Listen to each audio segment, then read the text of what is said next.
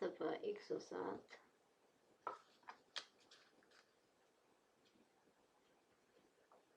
دعوت کے ادوار و مراحل۔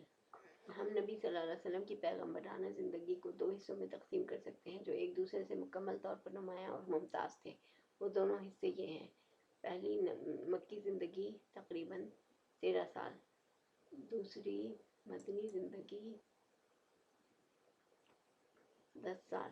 پھر ان میں سے ہر حصہ کئی مرحلوں پر مشتمل ہے اور یہ مرحلے بھی اپنی خصوصیات کے اعتبار سے ایک دوسرے سے مختلف اور ممتاز ہیں، اور اس کا اندازہ آپ کی پیغمبرانہ زندگی کے دونوں حصوں میں پیش آنے والے مختلف حالات کا گہرائی سے جائزہ لینے کے بعد ہو سکتا ہے۔ مکی زندگی 3 مرحلوں پر مشتمل تھی۔ پس پردہ دعوت کا مرحلہ 3 برس، اہل مکہ میں کھلم کھلا دعوت و تبلیغ کا مرحلہ 4 سال نبوت کے آغاز سے 10ویں سال کے اواخر تک۔ نمبر 3، مکہ کے باہر اسلام کی دعوت کی مقبولیت اور پھیلاؤ کا مرحلہ 10ویں سال نبوت کے اور اواخر سے ہجر مدینہ تک۔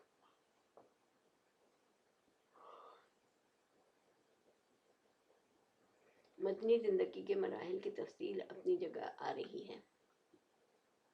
پہلا مرحلہ، کاوش تبلیغ، خفیہ دعوت کے 3 سال۔ یہ معلوم ہے کہ مکہ دین عرب کا مرکز تھا، یہاں کعبہ کے پاسبان بھی تھے اور ان بتوں کے نگہبان بھی جنہیں پورا عرب تقدیس کی نظر سے دیکھتا تھا، اس لیے کسی دور افتادہ مقام کی بنسبت مکہ میں مقصد اصلاح تک رسائی ذرا زیادہ دشوار تھی۔ یہاں ایسی عزیمت درکار تھی جسے مصائب و مشکلات کے جھٹکے اپنی جگہ سے نہ ہلا سکیں۔ اس کیفیت کے پیش نظر حکمت کا تقاضا تھا کہ پہل دعوت و تبلیغ کا کام پس پردہ انجام دیا جائے تاکہ اہل مکہ کے سامنے اچانک ایک ہی جان خیز صورتحال نہ آ جائے۔ اولین راہروان اسلام، یہ بالکل فطری بات تھی کہ رسول اللہ صلی اللہ علیہ وسلم سب سے پہلے ان لوگوں پر اسلام پیش کرتے جن سے آپ کا سب سے گہرا ربط و تعلق تھا، یعنی اپنے گھر کے لوگوں اور دوستوں پر۔ چنانچہ آپ نے سب سے پہلے انہی کو دعوت دی۔ اس طرح آپ نے ابتدا میں اپنی جان پہچان کے ان لوگوں کو حق کی طرف بلایا جن کے چہروں پر آپ بھلائی کے آثار دیکھ چکے تھے اور یہ جان چکے تھے کہ وہ حق اور خیر کو پسند کرتے ہیں، آپ کے صدق و صلاح سے واقف ہیں۔ پھر آپ نے جنہیں اسلام کی دعوت دی ان میں سے ایک ایسی جماعت نے جسے کبھی بھی رسول صلی اللہ علیہ وسلم کی عظمت، جلالت نفس اور سچائی پر شبہ نہ گزرا تھا، آپ کی دعوت قبول کر لی۔ یہ اسلامی تاریخ میں سابقین اولین کے وصف سے مشہور ہیں۔ ان میں سر فہرست آپ کی بیوی ام المومنین حضرت خدیجہ رضی اللہ بنت خویلد، آپ کے آزاد کردہ غلام حضرت زید بن حارثہ رضی اللہ بن شرجیل کلبی، آپ کے چچیرے بھائی حضرت علی ابن طالب جو ابھی آپ کے زیر کفالت بچے تھے، اور آپ کے یار غار حضرت ابوبکر صدیق رضی اللہ عنہم اجمعین ہیں۔ یہ سب کے سب پہلے ہی دن مسلمان ہو گئے تھے۔ اس کے بعد ابوبکر رضی اللہ عنہ اسلام کی تبلیغ میں سرگرم ہو گئے۔ وہ بڑے ہر دل عزیز، نرخو، پسندیدہ خصال کے حامل، با اخلاق اور دریا دل تھے۔ ان کے پاس ان کی مروت، دور اندیشی، تجارت اور حسن صحبت کی وجہ سے لوگوں کی آمد و رفت لگی رہتی تھی۔ چنانچہ انہوں نے اپنے پاس آنے جانے والوں اور اٹھنے بیٹھنے والوں میں سے جس کو قابل اعتماد پایا اسے اب اسلام کی دعوت دینی شروع کر دی۔ ان کی کوشش سے حضرت عثمان رضی اللہ، حضرت زبیر رضی اللہ، حضرت عبد الرحمن بن عوف رضی اللہ، حضرت سعد بن ابی وقاص رضی اللہ اور حضرت طلحہ بن عبید رضی اللہ مسلمان ہوئے۔ یہ بزرگ اسلام کا ہراول دستہ تھے۔ شروع میں جو لوگ اسلام لائے انہی میں حضرت بلال حبشی رضی اللہ بھی ہیں۔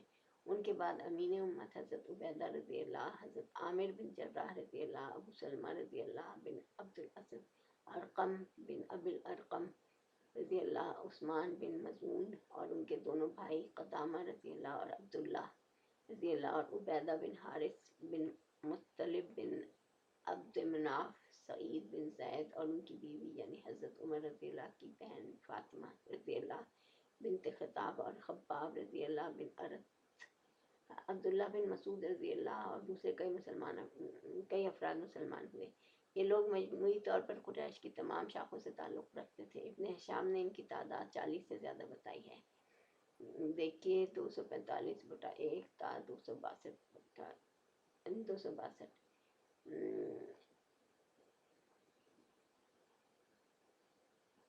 لیکن ان میں سے بعض کو سابقین اول میں شمار کرنا محل نظر ہے۔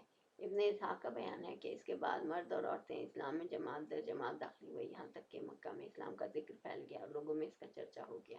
ये लोग छुप छुपा कर मुसलमान हुए थे और रसूल सल्लल्लाहु अलैहि वसल्लम भी छुप छुपा कर ही उनकी रहनुमाई और दीनी तालीम के लिए उनके साथ जमा होते थे, क्योंकि तबलीग का काम अभी तक इनफरादी तौर पर पसे पर्दा चल रहा था। इधर सूरह मुदस्सर की इब्तिदाई आयात के बाद वही की आमद पूरे तसलसल और गर्म रफ्तारी के साथ जारी थी।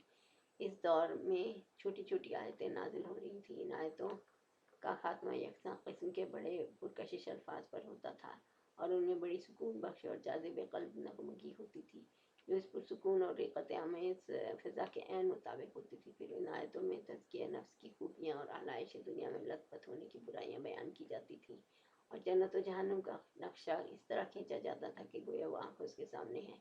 ये आयतें अहले ईमान की इस बात के उस वक्त के इंसानी माशरे से बिल्कुल अलग एक दूसरी ही फ़ज़ा की सैर कराती थी। नमाज इब्तिदान जो कुछ नाजिल हुआ उसी में नमाज का हुक्म भी था।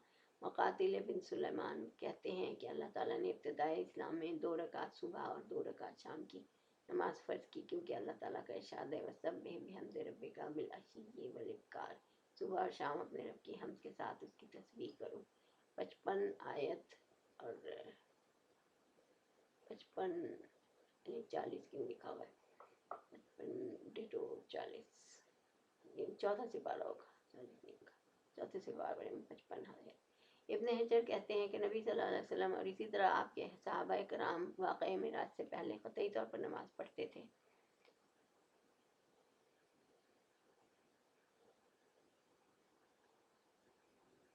अलबत्ता इसमें इख्तलाफ है कि नमाज पंजगाना से पहले कोई नमाज फ़र्ज थी या नहीं। कुछ लोग कहते हैं कि सूरज के तुलुए और गुरूब होने से पहले एक एक नमाज फ़र्ज थी। हारिस रज़ियल्लाहु बिन उसामा ने इब्न लहईआ के तरीक़ से मौसूलन हज़रत ज़ैद बिन हारिसा रज़ियल्लाहु से ये हदीस रिवायत की है कि रसूलुल्लाह सल्लल्लाहु अलैहि वसल्लम पर इब्तिदान जब वही आई तो आपके पास हज़रत जिब्राईल अलैहिस्सलाम तशरीफ़ लाए और आपको वज़ू का तरीक़ा सिखाया। जब वज़ू से फ़ारिग हुए तो एक चुल्लू पानी लेकर शर्मगाह पर छींटा मारा।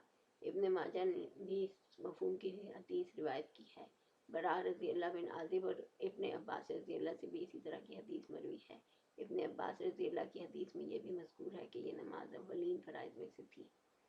नंबर 4, इब्न हिशाम का बयान है कि नबी सल्लल्लाहु अलैहि वसल्लम और सहाबा कराम नमाज के वक्त घाटियों में चले जाते थे और अपनी कौम से छुपकर नमाज पढ़ते थे। एक बार अबू तालिब ने नबी सल्लल्लाहु अलैहि वसल्लम और हज़रत अली रज़ियल्लाहु को नमाज पढ़ते देख लिया। पूछा और हकीकत मालूम हुई तो कहा कि इस पर बरकरार रहें।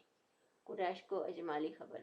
मुख्तलिफ वाक़यात से ज़ाहिर है कि इस मरहले में तबलीग का काम अगरचे इनफरादी तौर पर छुप छुपा कर किया जा रहा था, लेकिन कुरैश को इसकी सुनगुन लग चुकी थी। अलबत्ता उन्होंने इसे काबिल तवज्जो न समझा। मोहम्मद गज़ाली रहमतुल्लाह लिखते हैं कि ये खबरें कुरैश को पहुंच चुकी थी, लेकिन कुरैश ने उन्हें कोई अहमियत न दी। ग़ालिबन उन्होंने मोहम्मद सल्लल्लाहु अलैहि वसल्लम को भी इसी तरह का कोई दीनी आदमी समझा जो उलूहियत और हक़ूक़ अलूहियत के मौजू पर गुफ्तगू करते हैं, जैसा कि उमैया बिन अबी सलत, क़ुस बिन साइदा और ज़ैद बिन अमरू बिन नुफ़ैल वगैरह ने किया था। अलबत्ता कुरैश ने आपकी खबर के फैलाव और असर के बढ़ाव से कुछ अंदेशे ज़रूर महसूस किए थे और उनकी निगाहें रफ्तार ज़माना के साथ आपके अंजाम और आपकी तबलीग पर रहने लगी थी।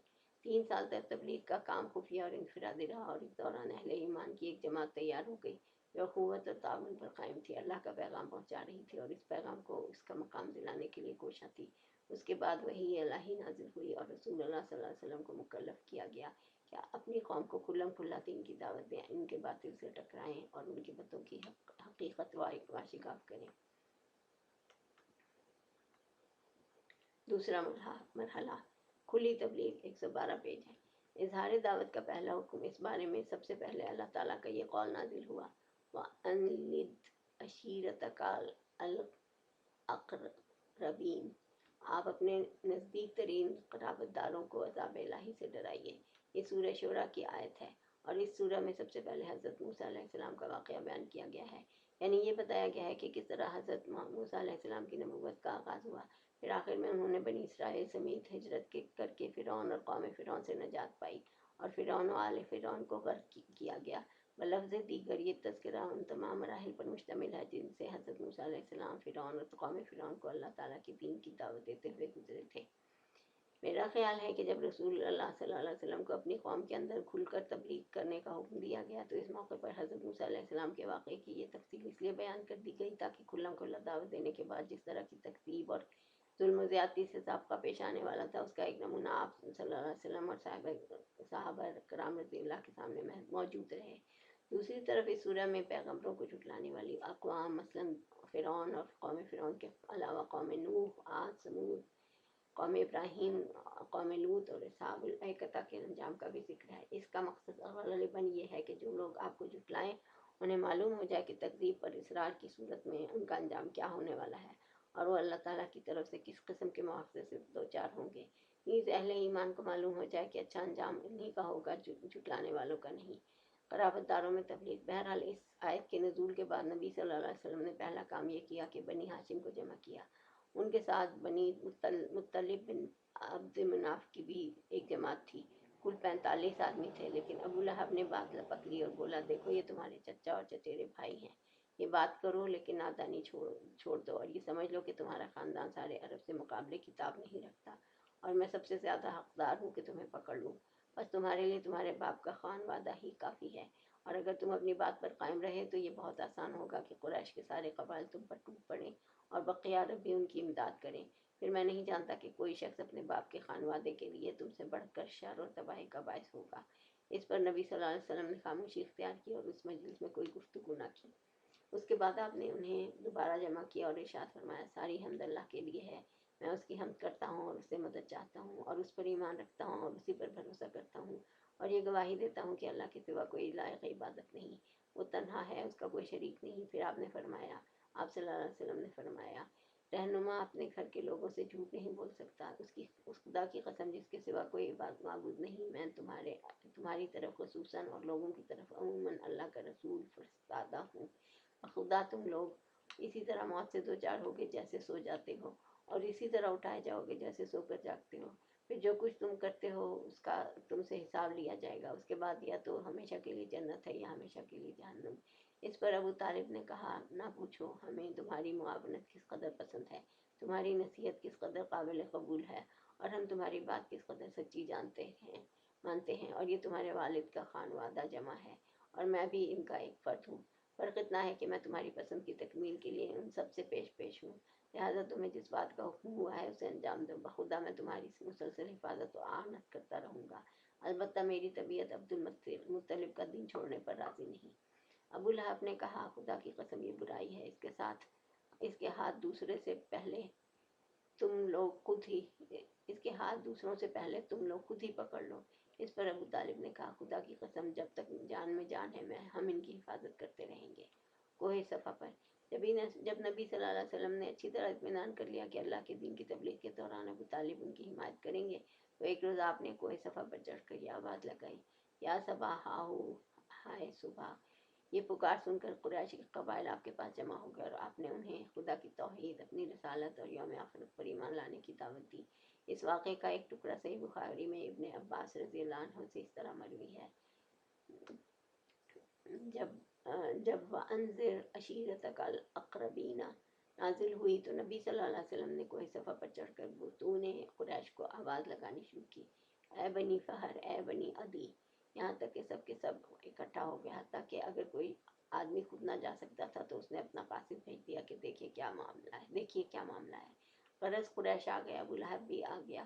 اس کے بعد آپ نے فرمایا تم لوگ یہ بتاؤ اگر میں یہ خبر دوں کہ ادھر وادی میں شہ سواروں کی ایک جماعت ہے جو تم پر چھاپا مارنا چاہتی ہے تو کیا تم سب مجھے سچا مانو گے؟ انہوں نے کہا ہاں، ہم نے آپ پر سچ ہی کا تجربہ کیا ہے۔ آپ نے فرمایا اچھا تو میں تمہیں ایک سخت عذاب سے پہلے خبردار کرنے کے لیے بھیجا گیا ہوں۔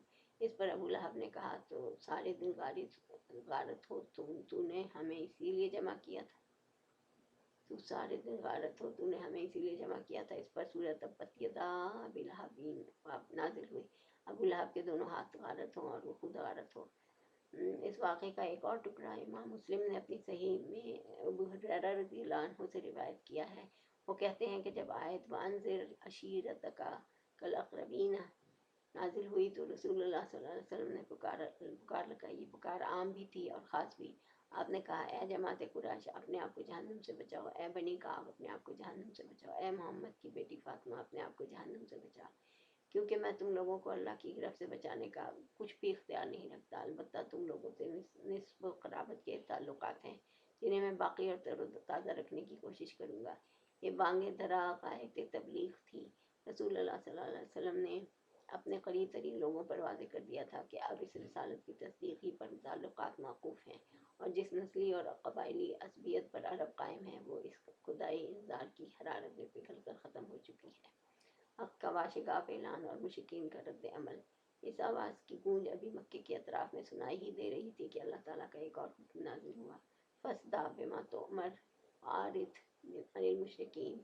94 आया 15वां सिपारा। आपको जो हुक्म मिला है उसे खोलकर बयान कर दीजिए और मुशरिकीन से रुख फेर लीजिए। इसके बाद रसूल अल्लाह सल्लल्लाहु अलैहि वसल्लम ने शिर्क के खराफात और अबातील का पर्दा चाक करना और बुतों की हकीकत और कदर कीमत को वाशिकाफ करना शुरू कर दिया। आप मिसालें दे देकर समझाते कि ये किस कदर आजिज़ व नाकारा हैं, और दलाइल से फाज़े फरमाते कि जो शख्स इन्हें पूछता है और उनको अपने और अल्लाह के दरमियान से वसीला बनाता है वो किस कदर खुली हुई गुमराही में है। मक्का एक ऐसी आवाज़ सुनकर जिसमें मुशरिकीन और बुत परस्तों को गुमराह किया गया था, एहसास गज़ब से फट पड़ा और शदीद गमूसे से बेचैताब कहने लगा। गोया बिजली का कड़का था जिसने पुरसुकून फ़ज़ा को हिला कर रख दिया।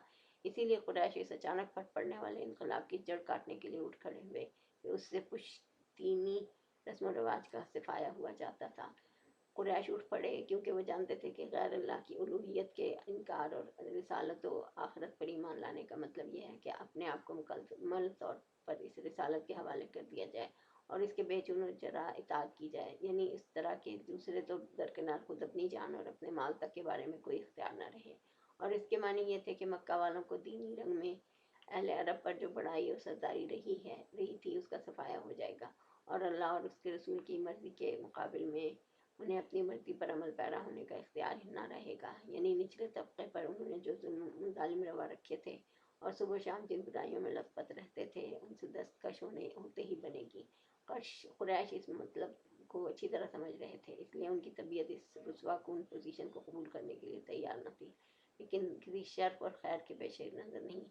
बल युरीदुल इंसानु लियफ़जुरा अमामहु। 5वां सिपारा 75 नंबर लिखा हुआ है। बल्कि इसलिए कि इंसान चाहता है कि आइंदा भी बुराई करता रहे। बल युरीदुल इंसानु लियफ़जुरा अमामहु, बल्कि इसलिए कि इंसान चाहता है कि आइंदा भी बुराई करता रहे। कुरैश के समझ रहे थे कि ये सब कुछ समझ रहे थे, लेकिन मुश्किल ये आन पड़ी थी कि उनके सामने एक ऐसा शख्स था जो सादिक व अमीन था, इंसानी अक़दार और मकारिम अखलाक का आला नमूना था, और एक तवील अरसे से उन्होंने अपने आबा अजदाद की तारीख में उसकी नज़ीर न देखी थी और न सुनी। आखिरकार उसके बिलमुकाबिल करें तो क्या करें। कुरैश हैरान थे और उन्हें वाकई हैरान होना चाहिए था। काफ़ी गौर व खौस के बाद एक रास्ता समझ में आया कि आपके चचा अबू तालिब के पास जाएं और मुतालबा करें कि वो आपको आपके काम से रोक दें। फिर उन्होंने इस मुतालबे को हकीकत व वाक़इयत का जामा पहनाने के लिए ये दलील तैयार की कि उनके माबूदों को छोड़ने की दावत देना और ये कहना कि ये माबूद नफ़ा और नुकसान पहुँचाने या और कुछ करने की ताकत नहीं रखते, दर हकीकत उन माबूदों की सख्त तौहीन और बहुत बुरी गाली है, और ये हमारे इन आबा अजदाद को अहमक और गुमराह करार देने के भी हम मानी है जो इसी दिन पर गुजर चुके हैं। कुरैश को यही रास्ता समझ में आया और उन्होंने बड़ी तेज़ी से इस पर चलना शुरू कर दिया। कुरैश अबू तालिब की खिदमत में। इब्न इसहाक कहते हैं कि अशराफ कुरैश से चंद आदमी अबू तालिब के पास गए और बोले, ए अबू तालिब, आपके भतीजे ने हमारे खुदाओं को बुरा भला कहा है, हमारे दीन की ऐब चीनी की है, हमारे अकड़ों को हिमाकत ज़दा कहा है और हमारे बाप दादा को गुमराह करार दिया है।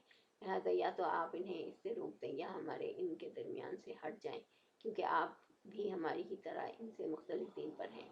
हम उनके मामले में आपके लिए भी काफ़ी रहेंगे। उसके जवाब में अबू तालिब ने नरम बात कही और राजदाराना लहजा इख्तियार किया। चुनाचे वह वापस चले गया और रसूलुल्लाह सल्लल्लाहु अलैहि वसल्लम अपने साबिक़ रवाये तरीक़े पर रवां दवां होते हुए अल्लाह का दीन फैलाने और उसकी तबलीग करने में मसरूफ़ रहे। हुज्जाज को रोकने के लिए मजलिस शूरा। इन्हीं दिनों कुरैश के सामने एक और मुश्किल खड़ी हुई, यानी अभी कुल्ला तबलीग पर चंद ही महीने गुजरे थे कि मौसम हज करीब आ गया। कुरैश को मालूम था कि अब अरब के वफूद की आमद शुरू होगी, इसलिए वो ज़रूर समझते थे कि नबी सल्लल्लाहु अलैहि वसल्लम के मुतालिक कोई ऐसी बात कहें کہ جس کی وجہ سے اہل عرب کے دلوں پر آپ کی تبلیغ کا اثر نہ ہو۔ چنانچہ وہ اس بات پر گفت و شنید کے لیے ولید بن مغیرہ کے پاس اکٹھے ہوئے۔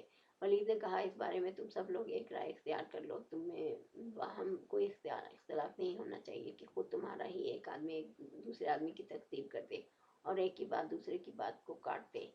لوگوں نے کہا آپ ہی کہیے، اس نے کہا نہیں تم لوگ کہو، میں سنوں گا۔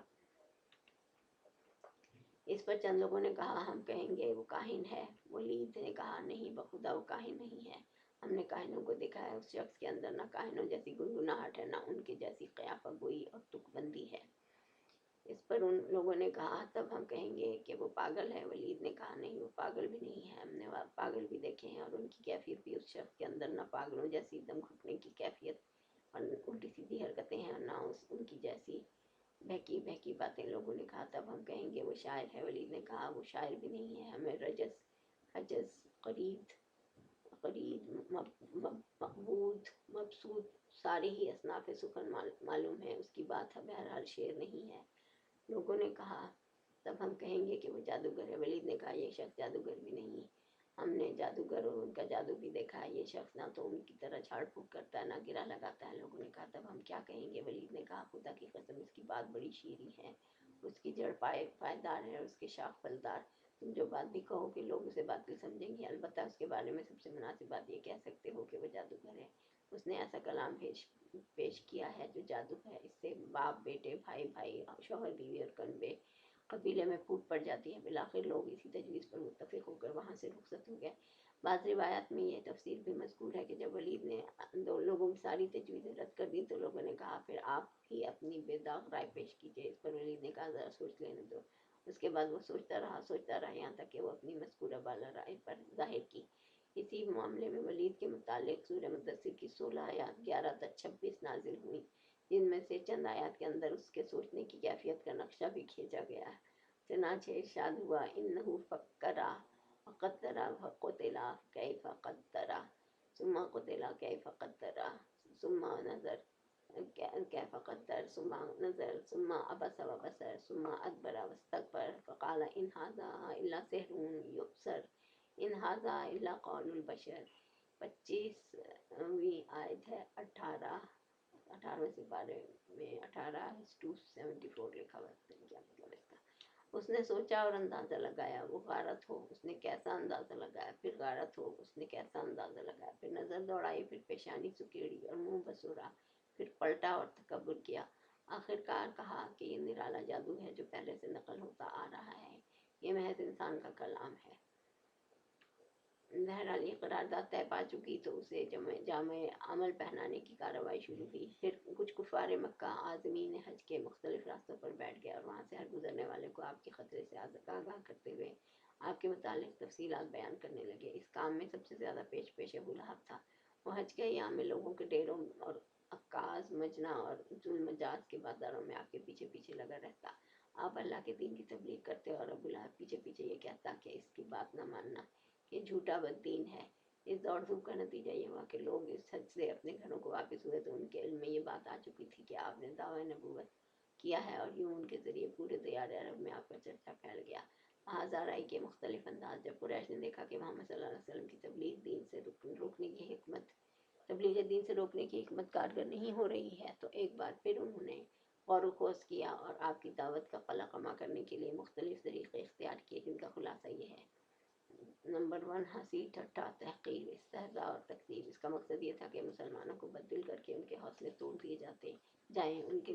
اس کے لیے مشرکین نے نبی صلی اللہ علیہ وسلم کو ناروا تہمتوں اور بیہودہ گالیوں کا نشانہ بنایا، چنانچہ وہ کبھی آپ کو پاگل کہتے، جیسا کہ ارشاد ہے وقالوا یا ایھا الذی نزل علیہ الذکر انک لمجنون، دوسرا سپارہ 15 دوسری آیت، چھٹی آیت 15واں سپارہ۔ ان کفار نے کہا کہ اے وہ شخص جس پر قرآن نازل ہوا تو یقیناً پاگل ہے، اور کبھی آپ پر جادوگر اور جھوٹے ہونے کا الزام لگاتے، چنانچہ ارشاد ہے وَعَجِبُوا أَن جَاءَهُم مُنذِرٌ مِّنْهُمْ وَقَالَ الْكَافِرُونَ هَٰذَا سَاحِرٌ كَذَّابٌ، چوتھا سپارہ 38، چوتھی آیت 28 سپارہ۔ انہیں حیرت ہے کہ خود انہی میں سے ایک ڈرانے والا آیا اور کافرین کہتے ہیں کہ یہ جادوگر ہے، جھوٹا۔ जादूगर है, झूठा है। ये कुफार आपके आगे पीछे पुरगज़ब मुंतक़माना निगाहों और भड़कते हुए जज्बात के साथ चलते थे। वहीं यकादुल लज़ीना कफ़रू युज़लिक़ूनका बिअब्सारिहिम लम्मा समिअू ज़िक्रा व यक़ूलूना इन्नहु लमजनून। 51 आयत 51 है, 28वां सिपारा है। और जब कुफार इस कुरान को सुनते हैं तो आपको ऐसी निगाहों से देखते हैं कि गोया आपके कदम उखाड़ देंगे और कहते हैं कि ये यकीनन पागल है। और जब आप सल्लल्लाहु अलैहि वसल्लम किसी जगह तशरीफ़ फरमा होते और आपके इर्द गिर्द में कमज़ोर और मज़लूम सहाबा किराम रज़ियल्लाहु मौजूद होते, उन्हें देखकर मुशरिकीन इस्तेज़ा करते हुए कहते, अहाउलाई मन्नल्लाहु अलैहिम मिन बैनिना। 53 आया, 6वां सिपारा। अच्छा यही हजरात हैं जिन पर अल्लाह ने हमारे दरमियान से एहसान फरमाया है। जवाबन अल्लाह का इरशाद है, अलैहिस्सलाहु बिआलमु बिशाकिरीन। 53 आया, 6वां सिपारा। क्या अल्लाह शुक्रगुजारों को सबसे ज़्यादा नहीं जानता? आमतौर पर मुशरिकीन की कैफियत वही थी जिसका नक्शा ज़ैल की आयत में खींचा गया है। इन्नल्लज़ीना अजमू कानू मिनल्लज़ीना आमनू यतक़ून व इज़ा मर्रू बिहिम यतगामज़ून व इज़ा इंक़लबू इला अहलिहिम इंक़लबू फ़कीहीन व इज़ा रअौहुम क़ालू इन्न हाउलाइ लज़ाल्लून व मा उरसिलू अलैहिम हाफ़िज़ीन। 33 आया, 29 पारा है शायद। 29 से 33 तक आयत है। और 83 लिखा है, पता नहीं कैसे है, ये समझ में नहीं आ रहा। ये नंबर जो मैं बोल रही हूँ ये इतने ज़्यादा ऑथेंटिकेटेड नहीं लग रहे हैं। 83 सिपारा तो कोई नहीं होता ना, ये कैसे होता है, आई डोंट नो।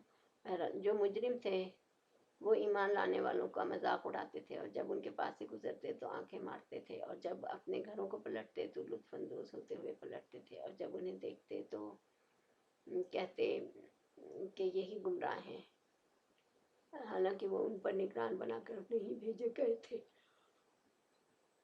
महादाराई की दूसरी सूरत आपकी तालीमात को मस्क करना, शकूक व शुबहात पैदा करना, झूठा प्रोपेगेंडा करना, तालीमात से लेकर शख्सियत तक को वाहियात एतराज़ों का निशाना बनाना, और ये सब इस कसरत से करना कि आवाम को आपकी दावत और तबलीग पर गौर करने का मौका ही न मिल सके। चुनांचे ये मुशरिकीन कुरान के मुतालिक कहते थे, असातीरुल अव्वलीन नक्ततबहा फहिया तुमला अलैहि बुक्रतन व असीला।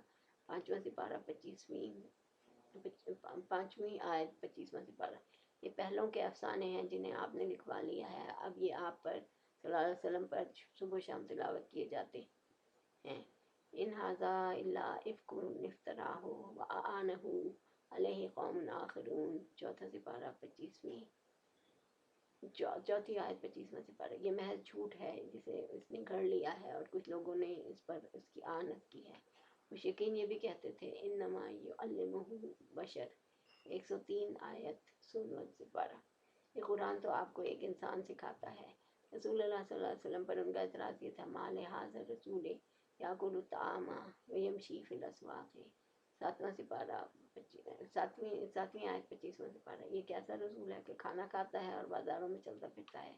कुरान शरीफ के बहुत से मकामात पर मुशरिकीन का रद्द भी किया गया है, कहीं एतराज़ नकल करके और कहीं नकल के बगैर।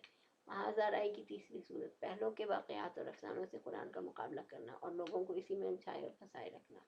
चुनांचे नज़र बिन हारिस का वाक़या है कि उसने एक बार कुरैश से कहा, कुरैश के लोगों, खुदा की कसम तुम पर ऐसी उस्ताद आन पड़ी है कि तुम लोग अब तक इसका कोई तोड़ नहीं ला सके। मोहम्मद सल्लल्लाहु अलैहि वसल्लम तुम में जवान थे तो तुम्हारे सबसे पसंदीदा आदमी थे, सबसे ज़्यादा सच्चे और सबसे बड़े बढ़कर अमानतदार थे।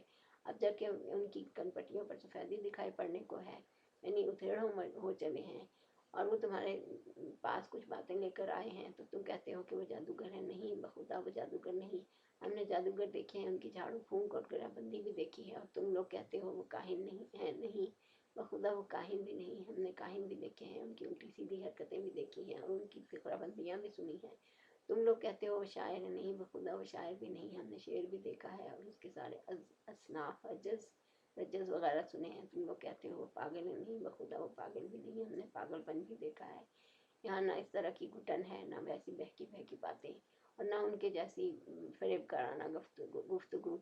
قریش کے لوگوں سوچو خدا کی قسم تم پر زبردست گفتار آن پڑی ہے۔ اس کے بعد نظر بن حاضر ہیرا گیا، وہاں بادشاہوں کے واقعات اور رستم و اسفندیار کے قصے سیکھے، پھر واپس آیا تو جب رسول صلی اللہ علیہ وسلم کسی جگہ بیٹھ کر اللہ کی باتیں کرتے اور اس کی طرف سے لوگوں کو ڈراتے تو آپ کے بعد یہ شخص وہاں پہنچ جاتا اور کہتا کہ بخدا محمد صلی اللہ علیہ وسلم کی باتیں مجھ سے بہتر نہیں۔ اس کے بعد وہ فارس کے بادشاہوں اور رستم و اسفندیار کے قصے سناتا، پھر کہتا آخر کس بنا پر محمد صلی اللہ علیہ وسلم کی بات مجھ سے بہتر ہے۔ ابن عباس کی روایت ہے سے یہ بھی معلوم ہوتا ہے کہ نظر نے چند لونڈیاں خرید رکھی تھیں، اور جب وہ کسی آدمی کے متعلق سنتا کہ وہ نبی صلی اللہ علیہ وسلم کی طرف مائل ہے تو اس پر ایک لونڈی مسلط کر دیتا جو اسے کھلاتی پلاتی اور گانے سناتی یہاں تک کہ اسلام کی طرف اس کا جھکاؤ باقی نہ رہ جاتا۔ اسی سلسلے میں یہ ارشاد الہی نازل ہوا ومن الناس من یشتری لہو الحدیث لیضل عن سبیل اللہ، چھٹا سپارہ، چھٹی آیت، 31واں سپارہ، 31واں تو نہیں ہوتا نا، آئی ڈونٹ نو یہ کیا کہہ رہے ہیں۔ کچھ لوگ ایسے ہیں جو کھیل کی بات خریدتے ہیں تاکہ اللہ کی راہ سے بھٹکا دیں۔ ہزارہ کی چوتھی صورت سودے بازیاں، جن کے ذریعے مشرکین کی یہ کوشش تھی کہ اسلام اور جاہلیت دونوں پیچ راستے میں ایک دوسرے سے جا ملیں، یعنی کچھ لو اور کچھ دو کے اصول پر اپنی بعض باتیں مشرکین چھوڑ دیں اور بعض باتیں نبی صلی اللہ علیہ وسلم چھوڑ دیں۔ قرآن میں پاک میں اسی کے متعلق ارشاد ہے ودوا لو تدہنوا فیدہنون، 9واں سپارہ 9ویں آیت 28واں سپارہ۔ وہ چاہتے ہیں کہ آپ ڈھیلے پڑ جائیں تو وہ بھی ڈھیلے پڑ جائیں۔ چنانچہ ابن حریر اور ابن طبرانی کی ایک روایت ہے کہ مشرکین نے رسول اللہ صلی اللہ علیہ وسلم کو یہ تجویز پیش کی کہ ایک سال آپ ان کے معبودوں کی پوجا کیا کریں اور ایک سال وہ آپ کے رب کی عبادت کیا کریں گے۔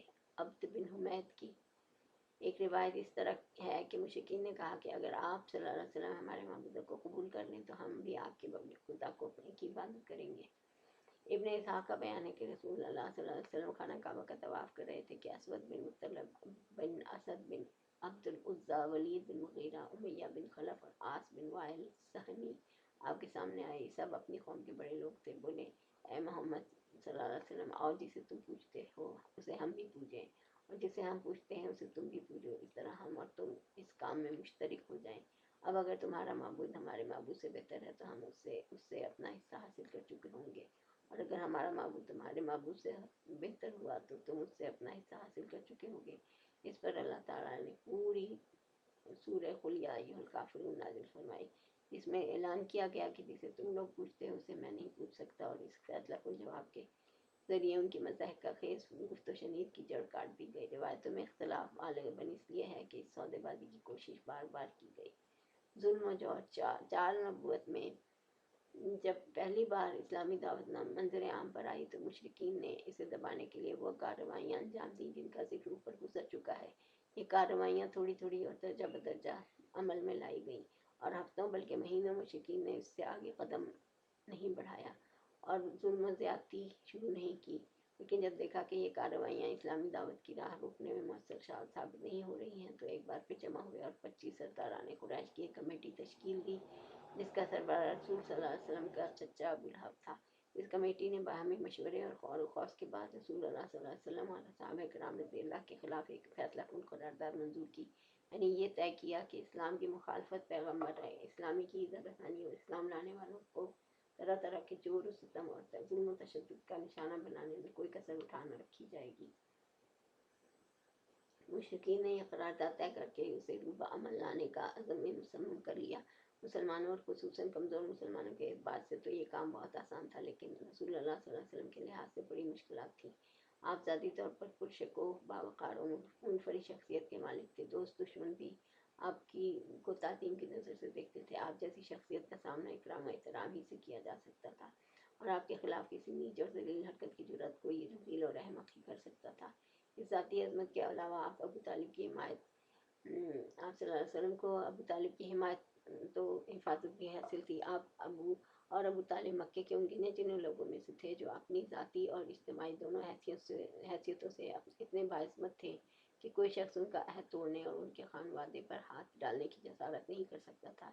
اس صورتحال سے قریش کو سخت قلق، پریشانی اور کشمکش سے دوچار کر رکھا تھا۔ اس صورتحال نے قریش کو سخت قلق، پریشانی اور کشمکش سے دوچار کر رکھا تھا، مگر سوال یہ ہے کہ جو دعوت ان کی مذہبی پیشوائی اور دنیاوی سربراہی کی جڑ کاٹ دینا چاہتی تھی، آخر اس پر اتنا لمبا صبر کب تک؟ بالآخر مشرکین نے ابو لہب کی سربراہی میں نبی صلی اللہ علیہ وسلم اور مسلمانوں پر ظلم و جور کا آغاز کر دیا۔ در حقیقت نبی صلی اللہ علیہ وسلم کے متعلق ابو لہب کا موقف روز اول ہی سے، جبکہ ابھی قریش نے اس طرح کی بات سوچی بھی نہ تھی، یہی تھا۔ اس نے بنی ہاشم کی مجلس میں جو کچھ کیا، پھر کوہ صفا پر جو حرکت کی، اس کا ذکر پچھلی صفحات میں آ چکا ہے۔ بعض روایات میں یہ بھی مذکور ہے کہ اس نے کوہ صفا پر نبی صلی اللہ علیہ وسلم کو مارنے کے لیے ایک پتھر بھی اٹھایا تھا۔ بعثت سے پہلے ابو لہب نے اپنے 2 بیٹوں عتبہ اور عتیبہ کی شادی نبی صلی اللہ علیہ وسلم کی 2 صاحبزادیوں رقیہ اور ام کلثوم سے کی تھی، لیکن بعثت کے بعد اس نے نہایت سختی اور درستی سے ان دونوں کو طلاق دلوا دی۔ اسی طرح جب نبی صلی اللہ علیہ وسلم کے دوسرے صاحبزادے عبداللہ کا انتقال ہوا تو ابو لہب کو اس قدر خوشی ہوئی کہ وہ دوڑتا ہوا اپنے رفقا کے پاس پہنچا اور انہیں یہ خوشخبری سنائی کہ محمد صلی اللہ علیہ وسلم اب سر نسل بریدہ ہو گئے ہیں۔ ہم یہ بھی ذکر کر چکے ہیں کہ ایام حج میں ابو لہب نبی صلی اللہ علیہ وسلم کی تکذیب کے لیے بازاروں اور اجتماعات میں آپ کے پیچھے پیچھے لگا رہتا تھا۔ طارق بن عبداللہ محاربی کی روایت سے معلوم ہوتا ہے کہ یہ شخص صرف تکذیب ہی پر بس نہیں کرتا تھا بلکہ پتھر بھی مارتا تھا، جس سے آپ کی انگلیاں خون آلود ہو جاتی تھی۔ ابو لہب کی بیوی ام جمیل، جس کا نام عروہ تھا اور جو حرب بن امیہ کی بیٹی اور ابو سفیان کی بہن تھی، وہ بھی نبی صلی اللہ علیہ وسلم کی عداوت میں اپنے شوہر سے پیچھے نہ تھی۔ چنانچہ وہ نبی صلی اللہ علیہ وسلم کے راستے میں اور دروازے پر رات کو کانٹے ڈال دیا کرتی تھی۔ خاصی بدزبان اور مفسدہ پرداز بھی تھی۔ چنانچہ نبی صلی اللہ علیہ وسلم کے خلاف بدزبانی کرنا، لمبی چوڑی وسیع کاری و افطرا پردازی سے کام لینا، فتنے کی آگ بھڑکانا، خوفناک جنگ بپا کر رکھنا اس کا شیوا تھا۔ اسی لیے قرآن نے اس کو حمالۃ الحطب، لکڑی ڈھونے والی کا لقب عطا کیا ہے۔ جب اسے معلوم ہوا کہ اس کی اور اس کے شوہر کی مذمت میں قرآن نازل ہوا ہے تو وہ رسول اللہ صلی اللہ علیہ وسلم کو تلاش کرتی ہوئی آئی۔ آپ خانہ کعبہ کے پاس مسجد حرام میں تشریف فرما تھے۔ ابو بکر صدیق رضی اللہ عنہ بھی ہمراہ تھے۔ یہ مٹھی بھر پتلے لیے ہوئے تھی، سامنے کھڑی ہوئی تو اللہ نے اس کی نگاہ پکڑ لی۔ یہ مٹھی بھر پتھر لیے ہوئے تھے، سامنے کھڑی ہوئی تو اللہ نے اس کی نگاہ پکڑ لی اور وہ رسول اللہ صلی اللہ علیہ وسلم کو نہ دیکھ سکتی، صرف ابو بکر رضی اللہ عنہ کو دیکھ رہی تھی۔ اس نے سامنے پہنچتے ہی سوال کیا، ابو بکر تمہارا ساتھی کہاں ہے؟ مجھے معلوم ہوا ہے کہ وہ میری عجب کرتا ہے، بخدا اگر میں اسے پا گئی تو اس کے منہ پر ہی پتھر مار دوں گی۔ دیکھو خدا کی قسم میں بھی شاعرہ ہوں۔ پھر اس نے یہ شعر سنایا، ہم نے مزمم کی نافرمانی کی اور اس کے امر کو تسلیم نہ کیا اور اس کے دین کو نفرت و حقارت سے چھوڑ دیا۔ اس کے بعد واپس چلی گئی۔ ابو بکر رضی اللہ عنہ نے کہا، یا رسول اللہ صلی اللہ علیہ وسلم، کیا اس نے آپ کو دیکھا نہیں؟ آپ نے فرمایا نہیں، اس نے مجھے نہیں دیکھا، اللہ نے اس کی نگاہ پکڑ لی تھی۔ ابو بکر بزار نے یہ واقعہ روایت کیا ہے اور اس میں اتنا مزید اضافہ کیا ہے کہ جب وہ ابو بکر رضی اللہ عنہ کے پاس کھڑی ہوئی تو اس نے یہ بھی کہا، ابو بکر تمہارے ساتھی نے ہماری حجب کی ہے۔ ابو بکر رضی اللہ نے کہا، نہیں، اس عمارت کے رب کی قسم، وہ نہ وہ شعر کہتے ہیں نہ وہ اسے زبان پر لاتے ہیں۔ اس نے کہا، تم سچ کہتے ہو۔ ابو لہب اس کے باوجود یہ ساری حرکتیں کر رہا تھا کہ رسول اللہ صلی اللہ علیہ وسلم کا چچا اور پڑوسی تھا اور اس کا گھر آپ کے گھر سے متصل تھا۔ اسی طرح آپ کے دوسرے پڑوسی بھی آپ کو گھر کے اندر ستاتے تھے۔ ابن اسحاق کا بیان ہے کہ جو گروہ گھر کے اندر رسول اللہ صلی اللہ علیہ وسلم کو اذیت دیا کرتا تھا وہ یہ تھا: ابو لہب، حکم بن ابی العاص بن امیہ، عقبہ بن ابی معیط، عدی بن حمراء ثقفی، ابن الاسطیٰ حذلی، یہ سب کے سب آپ کے پڑوسی تھے اور ان میں سے حکم بن ابی العاص کے علاوہ کوئی بھی مسلمان نہ ہوا۔ ان کے ستانے کا طریقہ یہ تھا کہ جب آپ نماز پڑھتے تو کوئی شخص بکری کی بچہ دانی اس طرح ٹکا کر پھینکتا کہ وہ ٹھیک آپ کے اوپر گرتی۔ چولہے پر ہانڈی چڑھائی جاتی تو بچہ دانی اس طرح پھینکتے کہ سیدھے ہانڈی میں جا گرتی۔ آپ نے مجبور ہو کر ایک گھروندہ بنا لیا تاکہ نماز پڑھتے ہوئے ان سے بچ سکے۔ بہرحال جب آپ پر یہ گندگی پھینکی جاتی تو آپ اسے لکڑی پر لے کر نکلتے اور دروازے پر کھڑے ہو کر فرماتے، اے بنی عبد مناف، یہ کیسی ہمزائے ہے، اور اسے راستے میں ڈال دیتے۔ عقبہ بن ابی معیط اپنی بدبختی اور خباثت میں اتنا اور بڑھا ہوا تھا۔ چنانچہ صحیح بخاری میں حضرت عبداللہ بن مسعود رضی اللہ عنہ سے مروی ہے کہ نبی صلی اللہ علیہ وسلم بیت اللہ کے پاس نماز پڑھ رہے تھے اور ابو جہل اور اس کے کچھ رفقا بیٹھے ہوئے تھے کہ اتنے میں باز نے باز سے کہا کون ہے جو بنی فلاں کے اونٹ کی وہ جھڑی لائے اور جب محمد صلی اللہ علیہ وسلم سجدہ کریں تو ان پر ڈال دے۔ اس پر قوم کا بدبخت ترین آدمی عقبہ بن ابی معیط اٹھا اور اوجری لا کر انتظار کرنے لگا جب نبی صلی اللہ علیہ وسلم سجدے میں تشریف لے گئے تو اسے آپ کی پیٹھ پر دونوں کندھوں کے درمیان ڈال دیا۔ میں سارا ماجرا دیکھ رہا تھا مگر کچھ نہیں کر سکتا تھا، کاش میرے اندر وقت جانے کی طاقت ہوتی۔ حضرت ابن مسعود رضی اللہ فرماتے ہیں کہ اس کے بعد وہ ہنسی کے مارے ایک دوسرے پر گرنے لگے اور رسول اللہ صلی اللہ علیہ وسلم سجدے میں پڑے رہے، سر نہ اٹھایا یہاں تک کہ فاطمہ آئیں اور آپ کی پیٹھ سے اوجھڑے ٹاٹا کرنے کی تب آپ نے سر اٹھایا، پھر 3 بار فرمایا اللہم علیک بقریش، اے اللہ تو قریش پر پڑھ لے۔ جب آپ نے بددعا کی تو ان پر بہت گراں گزری کیونکہ ان کا عقیدہ تھا کہ اس شہر میں دعائیں قبول کی جاتی ہیں۔ اس کے بعد آپ نے نام لے لے کر دعا کی، اے اللہ ابو جہل کو پکڑ لے اور عتبہ بن ربیعہ، شیبہ بن ربیعہ، ولید بن عتبہ، امیہ بن خلف اور عقبہ بن ابی معیط کو پکڑ لے۔ انہوں نے ساتویں کا بھی نام گنایا لیکن راوی کو یاد نہ رہا۔ ابن مسعود رضی اللہ عنہ فرماتے ہیں اس ذات کی قسم جس کے ہاتھ میں میری جان ہے، میں نے دیکھا کہ جن لوگوں نے کے نام رسول اللہ صلی اللہ علیہ وسلم نے گن گن کر لیے تھے سب کے سب بدر کے کنویں میں مقتول پڑے ہوئے تھے۔ امیہ بن خلف کا وطیرہ تھا کہ وہ جب رسول اللہ صلی اللہ علیہ وسلم کو دیکھتا تو لعن طعن کرتا۔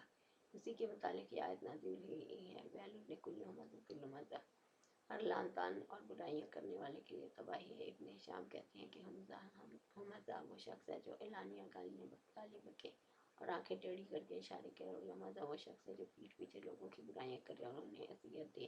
امیہ کا بھائی ابی بن خلف عقبہ بن ابی معیط کا گہرا دوست تھا۔ ایک بار عقبہ نے نبی صلی اللہ علیہ وسلم کے پاس بیٹھ کر کچھ سنا، ابی کو معلوم ہوا تو اس نے عقبہ کو سخت سست کہا۔ عتاب نے کہا اس سے مطالبہ کیا اور اس سے مطالبہ کیا کہ وہ جا کر رسول صلی اللہ علیہ وسلم کے منہ پر تھوک آئے۔ آخر عقبہ نے ایسا ہی کیا۔ خود ابی بن خلف نے ایک مرتبہ ایک بوسیدہ ہڈی لا کر توڑی اور ہوا میں پھونک کر رسول صلی اللہ علیہ وسلم کی طرف اڑا دی۔ اخنس بن شریق ثقفی بھی رسول اللہ صلی اللہ علیہ وسلم کے ستانے والوں میں تھا۔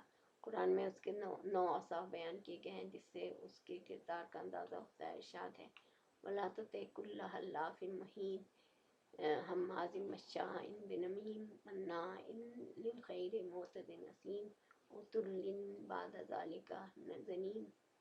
تم بات نہ مانو، یہ 13ویں سپارے 10 سے 13 تک آیت ہے 28ویں سپارے میں۔ تم بات نہ مانو کسی قسم کھانے والے ذلیل کی جو لعن طعن کرتا ہے، چغلیاں کھاتا ہے، بھلائی سے روکتا ہے، حد درجہ ظالم، بدعمل اور جفاکار ہے، اور اس کے بعد بد اصل بھی ہے۔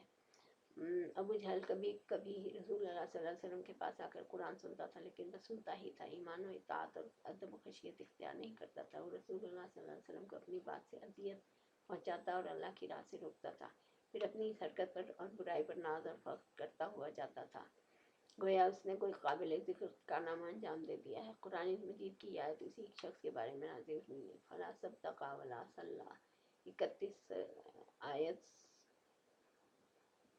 31:75 لکھا ہوا ہے، یہ 75 آیت ہوگی، یہ کچھ غلط لکھا شاید۔ نہ اس نے صدقہ دیا، نہ نماز پڑھی، بلکہ جھٹلایا اور پیٹھ پھیری۔ پھر وہ اکڑتا ہوا اپنے گھر والوں کے پاس گیا، تیرے خوب لائق ہے، خوب لائق ہے۔ اس شخص نے پہلے دن جب نبی صلی اللہ علیہ وسلم کو نماز پڑھتے ہوئے دیکھا تو اسی دن سے آپ کو نماز سے روکتا رہا۔ ایک بار نبی صلی اللہ علیہ وسلم مقام ابراہیم کے پاس نماز پڑھ رہے تھے کہ اس کا گزر ہوا، دیکھتے ہی بولا محمد کیا میں نے تجھے اس سے منع نہیں کیا تھا؟ ساتھ ہی دھمکی بھی تھی۔ رسول صلی اللہ علیہ وسلم نے بھی ڈانٹ کر سختی سے جواب دیا۔ اس پر وہ کہنے لگا اے محمد صلی اللہ علیہ وسلم مجھے کاہے کی دھمکی دے رہے ہو؟ دیکھو خدا کی قسم اس وادی مکہ میں میری محفل سب سے بڑی ہے۔ اس پر اللہ تعالیٰ نے یہ آیت نازل فرمائی فَلْيَدْعُ نَادِیَہُ، اچھا تو وہ بلائے اپنی محفل کو، ہم بھی سزا کے فرشتوں کو بلائے دیتے ہیں۔ ایک روایت میں مذکور ہے کہ رسول اللہ صلی اللہ علیہ وسلم نے اس کا گریبان گلے کے پاس سے پکڑ لیا اور جھنجھوڑتے ہوئے فرمایا اولا لکا فاولا ثم اولا لکا فاولا، 34 اور 35 اور 75 لکھا ہوا ہے، پتہ نہیں کیا نمبر کس لحاظ سے۔ तेरे लिए बहुत ही मौजू है, तेरे लिए बहुत ही मौजू है। इस पर अल्लाह का ये दुश्मन कहने लगा, ए मोहम्मद सल्लल्लाहु अलैहि वसल्लम, मुझे धमकी दे रहे हो? खुदा की कसम, तुम और तुम्हारा परवरदिगार मेरा कुछ नहीं कर सकते। मैं मक्के की दोनों पहाड़ियों के दरमियान चलने फिरने वालों में सबसे ज़्यादा मुअज़्ज़ज़ हूँ। बहरहाल इस डांट के बावजूद अबू जहल अपनी हमाकत से बाज आने वाला न था, बल्कि उसकी बदबख्ती में कुछ और इजाफा ही हो गया। चुनांचे सही मुस्लिम में अबू हुरैरा रज़ियल्लाहु अन्हु से मरवी है कि एक बार सरदारान कुरैश से अबू जहल ने कहा कि मोहम्मद सल्लल्लाहु अलैहि वसल्लम आप हजरात की रूबरू अपना चेहरा खाक आलूद करता है।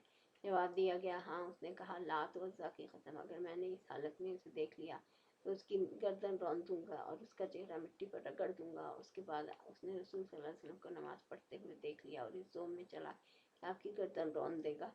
लेकिन लोगों ने अचानक क्या देखा कि वो एड़ी के बल पलट रहा है और दोनों हाथ से बचाव कर रहा है। लोगों ने कहा, अबुल हकम, तुम्हें क्या हुआ? उसने कहा, मेरे और उसके दरमियान आग की खंदक है और नाकियां हैं और पर हैं। रसूलुल्लाह सल्लल्लाहु अलैहि वसल्लम ने फरमाया कि अगर वो मेरे करीब आता तो फरिश्ते उसका एक एक उज़व उचक लेते।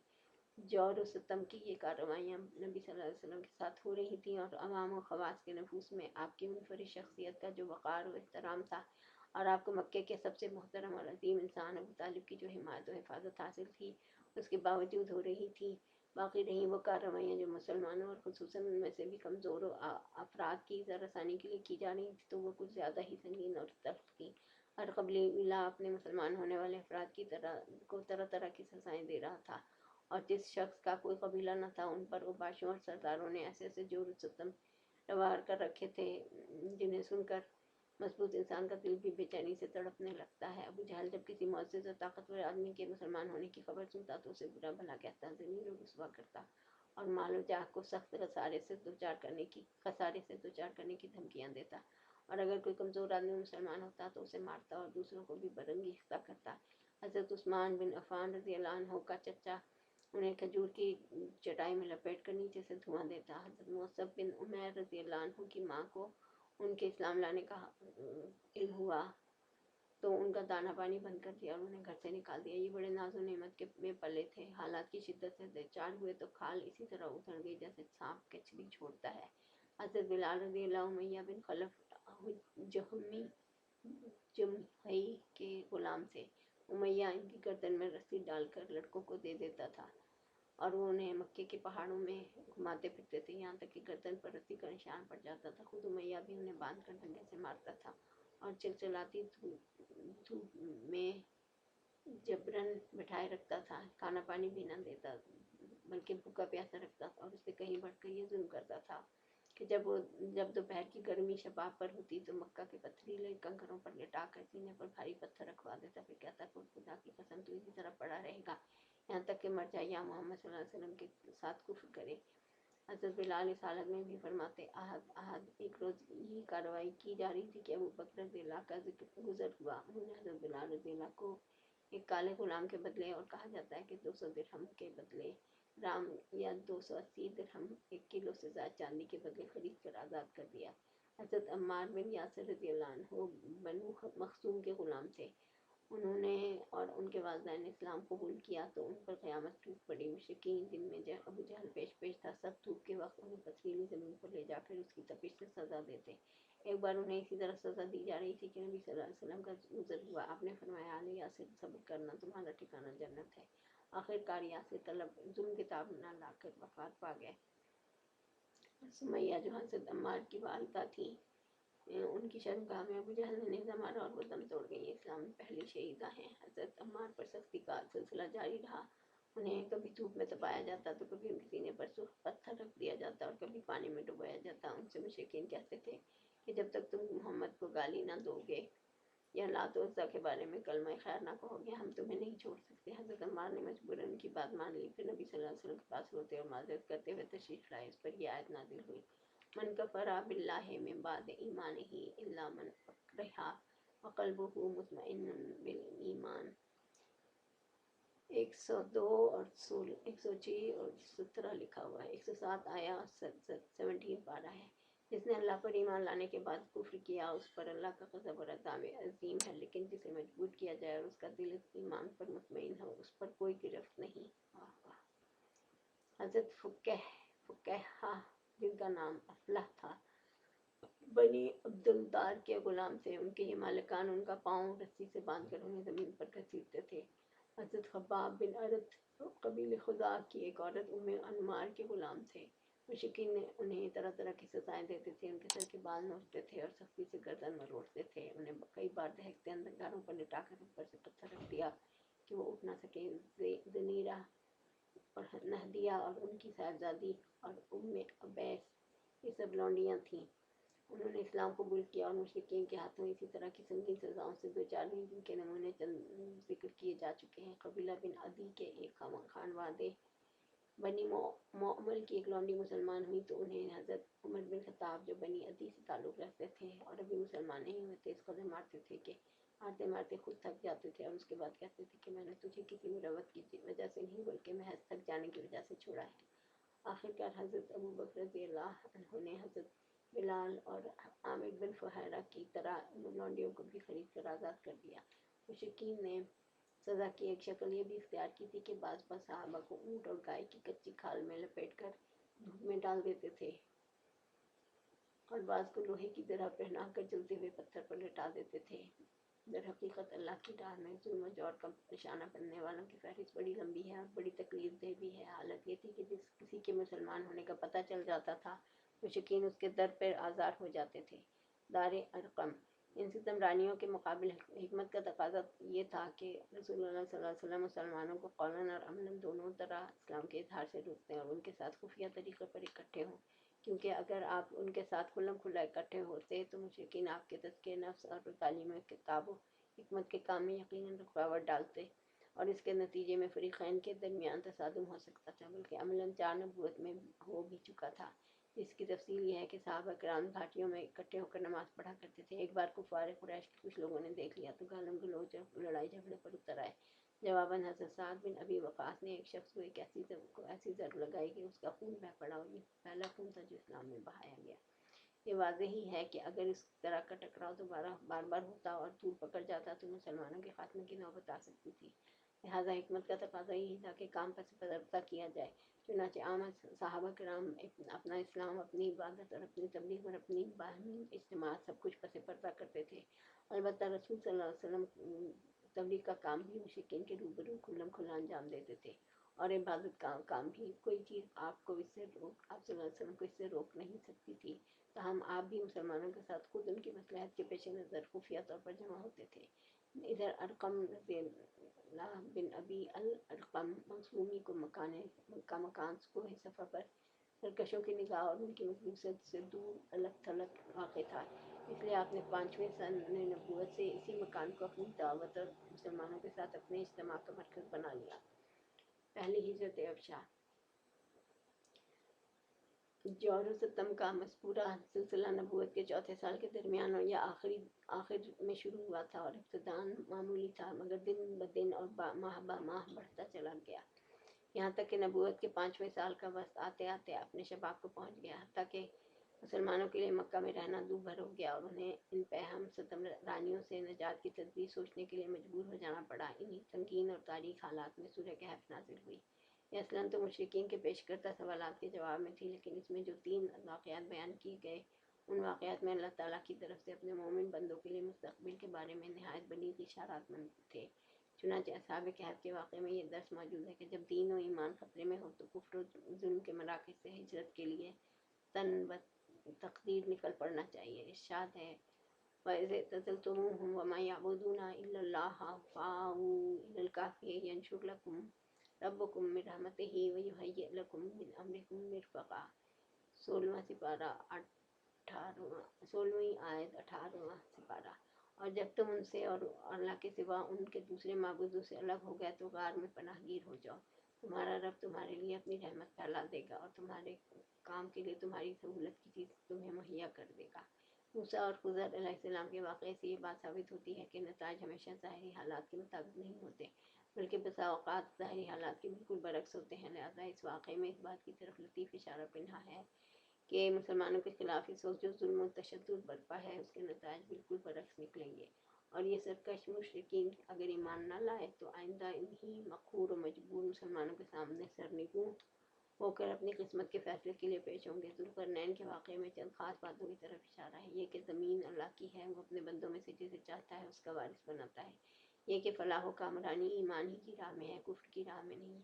یہ کہ اللہ تعالیٰ رہ رہ کر اپنے بندوں میں سے ایسے افراد کھڑے کرتا رہتا ہے جو مجبور و مقہور انسانوں کو اس دور کے یاجوج و ماجوج سے نجات دلاتے ہیں۔ یہ کہ اللہ کے صالح بندے ہی زمین کی وراثت کے سب سے زیادہ حقدار ہیں۔ پھر سورہ کہف کے بعد سورہ زمر کا نزول ہوا اور اس میں ہجرت کی طرف اشارہ کیا گیا اور بتایا گیا اللہ کی زمین تنگ نہیں ہے۔ للذین احسنوا فی ہذہ الدنیا حسنۃ وارض اللہ واسعۃ انما یوفی الصابرین اجرهم بغیر حساب۔ 10ویں آیت 39، پھر 39 پتہ نہیں 39 غلط پرنٹ ہوا ہے۔ جن لوگوں نے 39 آیت ہوگی اور 10ویں سپارہ ہوگی۔ جن لوگوں نے اس دنیا میں اچھائی کی ان کے لیے اچھائی ہے، اور اللہ کی زمین کشادہ ہے، صبر کرنے والوں کو ان کا اجر بلا حساب دیا جائے گا۔ ادھر رسول اللہ صلی اللہ علیہ وسلم کو معلوم تھا کہ اسہمہ نجاشی شاہ حبش ایک عادل بادشاہ ہے، وہاں کسی پر ظلم نہیں ہوتا، اس لیے آپ نے مسلمانوں کو حکم دیا کہ وہ فتنوں سے اپنے دین کی حفاظت کے لیے حبشہ ہجرت کر جائیں۔ اس کے بعد ایک طے شدہ پروگرام کے مطابق رجب 5 نبوی میں صحابہ کرام رضی اللہ کے پہلے گروہ نے حبشہ کی جانب ہجرت کی۔ اس گروہ میں 12 مرد اور 4 عورتیں تھیں، اور حضرت عثمان رضی اللہ بن عفان ان کے امیر تھے، اور ان کے ہمراہ رسول اللہ صلی اللہ علیہ وسلم کی صاحبزادی حضرت رقیہ رضی اللہ بھی تھی۔ رسول اللہ صلی اللہ علیہ وسلم نے ان کے بارے میں فرمایا کہ حضرت ابراہیم اور حضرت لوط علیہ السلام کے بعد یہ پہلا گھرانہ ہے جس نے اللہ کی راہ میں ہجرت کی۔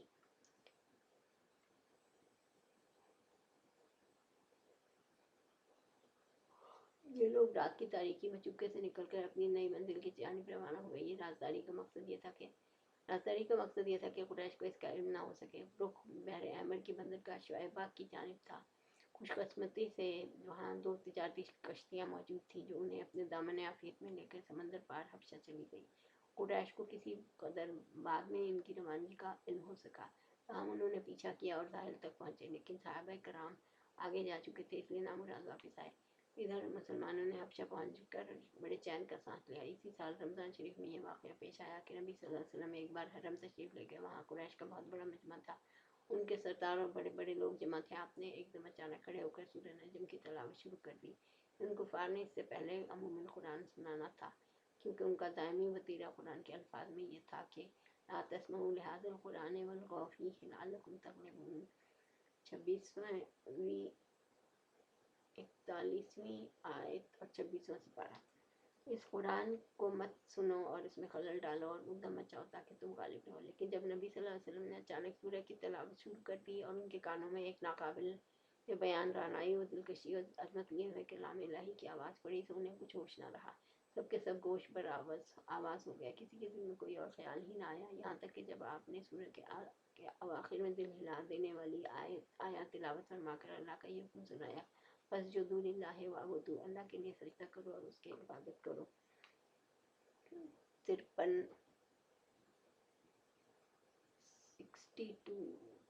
53 آیت ہے اور 26 نمبر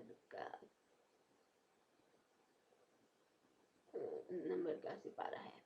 اور اس کے بعد اس کے ساتھ ہی سجدہ فرمایا تو کسی کو اپنے آپ پر قابو نہ رہا اور سب کے سب سجدے میں گر پڑے۔ حقیقت یہ ہے کہ اس موقع پر حق کی رعنائی و جلال نے متکبرین و مستہزئین کی ہر دھرمی کا پردہ چاک کر دیا، اس لیے انہیں اپنے آپ پر قابو نہ رہ گیا تھا اور وہ بے اختیار سجدے میں گر پڑے تھے۔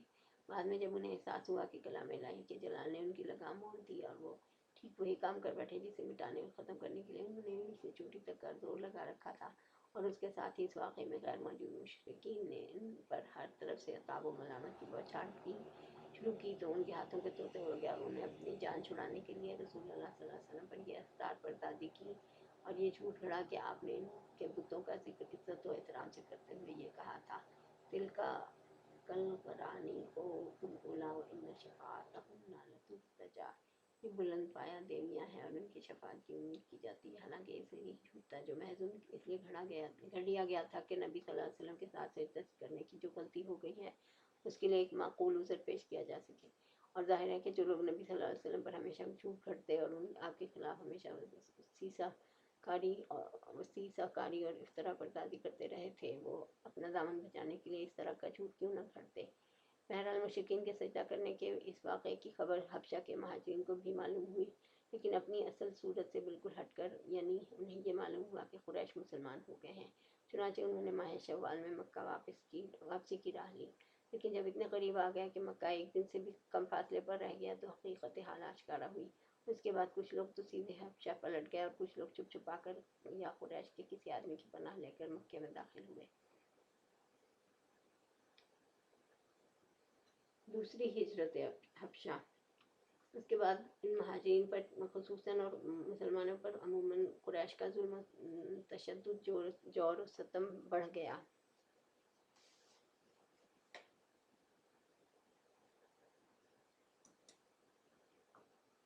اور ان کے خاندان والوں نے انہیں خوب ستایا، کیونکہ قریش کو ان کے ساتھ نجاشی کے حسن سلوک کی جو خبر ملی تھی اس پر وہ نہایت چیخ بچی ہو تھے۔ ناچار رسول اللہ صلی اللہ علیہ وسلم نے صحابہ کرام رضی اللہ کو پھر ہجرت حبشہ کا مشورہ دیا، لیکن یہ دوسری ہجرت پہلی ہجرت کے بالمقابل اپنے دامن میں زیادہ مشکلات لیے ہوئے تھی، کیونکہ اب کی بار قریش پہلے ہی سے ہی چوکنا تھے اور ایسی کسی کوشش کو ناکام بنانے کا تہیہ کیے ہوئے تھے، لیکن مسلمان ان سے کہیں زیادہ مستعد ثابت ہوئے اور اللہ نے ان کے لیے سفر آسان بنا دیا۔ چنانچہ وہ قریش کی گرفت میں آنے سے پہلے ہی شاہ حبش کے پاس پہنچ گئے۔ اس دفعہ کل 82 یا 83 مردوں نے ہجرت کی۔ حضرت عمار کی ہجرت مختلف الفی ہے اور 18 یا 19 عورتوں نے۔ علامہ منصور پوری رحمۃ اللہ نے یقین کے ساتھ عورتوں کی تعداد 18 لکھی ہے۔ مہاجرین حبشہ کے خلاف قریش کی سازش۔ مشرکین کو سخت قلق تھا کہ مسلمان اپنی جان اور اپنا دین بچا کر ایک پرامن جگہ بھاگ گئے ہیں، لہذا انہوں نے عمرو بن عاص رضی اللہ اور عبداللہ بن ربیعہ کو، جو گہری سوجھ بوجھ کے مالک تھے اور ابھی مسلمان نہیں ہوئے تھے، ایک اہم سفارتی مہم کے لیے منتخب کیا اور ان دونوں کو نجاشی اور بطریقوں کی خدمت میں پیش کرنے کے لیے بہترین تحفے اور ہدیے دے کر حبش روانہ کیا، اور ان دونوں نے پہلے ہی حبش پہنچ کر بطریقوں کو تحائف پیش کیے، پھر انہیں اپنے ان دلائل سے آگاہ کیا جن کی بنیاد پر وہ مسلمانوں کو حبش سے نکلوانا چاہتے تھے۔ جب بطریقوں نے اس بات سے اتفاق کر لیا کہ وہ نجاشی کو مسلمانوں کے نکال دینے کا مشورہ دیں گے، تو یہ دونوں نجاشی کے حضور حاضر ہوئے اور تحائف پیش کر کے اپنا مدعا یوں عرض کیا: اے بادشاہ، آپ کے ملک میں ہمارے کچھ ناسمجھ نوجوان بھاگ آئے ہیں، انہوں نے اپنی قوم کا دین چھوڑ دیا ہے، لیکن آپ کے دین میں بھی داخل نہیں ہوئے ہیں، بلکہ ایک نیا دین ایجاد کیا ہے جسے نہ ہم جانتے ہیں نہ آپ۔ ہمیں آپ کی خدمت میں انہیں کی بابت ان کے والدین، سچاؤں اور کنبے قبیلے کے عمائدین نے بھیجا ہے۔ مقصد یہ ہے کہ آپ انہیں ان کے پاس واپس بھیج دیں، کیونکہ وہ لوگ ان پر کڑی نگاہ رکھتے ہیں اور ان کی خامی اور عتاب کے اسباب کو بہتر طور پر سمجھتے ہیں۔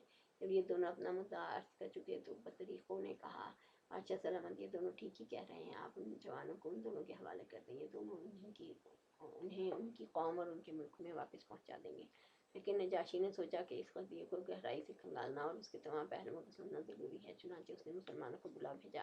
مسلمان یہ تہیہ کر کے اس کے دربار میں آئے کہ ہم سچ ہی بولیں گے، خواہ نتیجہ کچھ بھی ہو۔ جب مسلمان آ گیا تو نجاشی نے پوچھا: یہ کون سا دین ہے جس کی بنیاد پر تم نے اپنی قوم سے علیحدگی اختیار کر لی ہے؟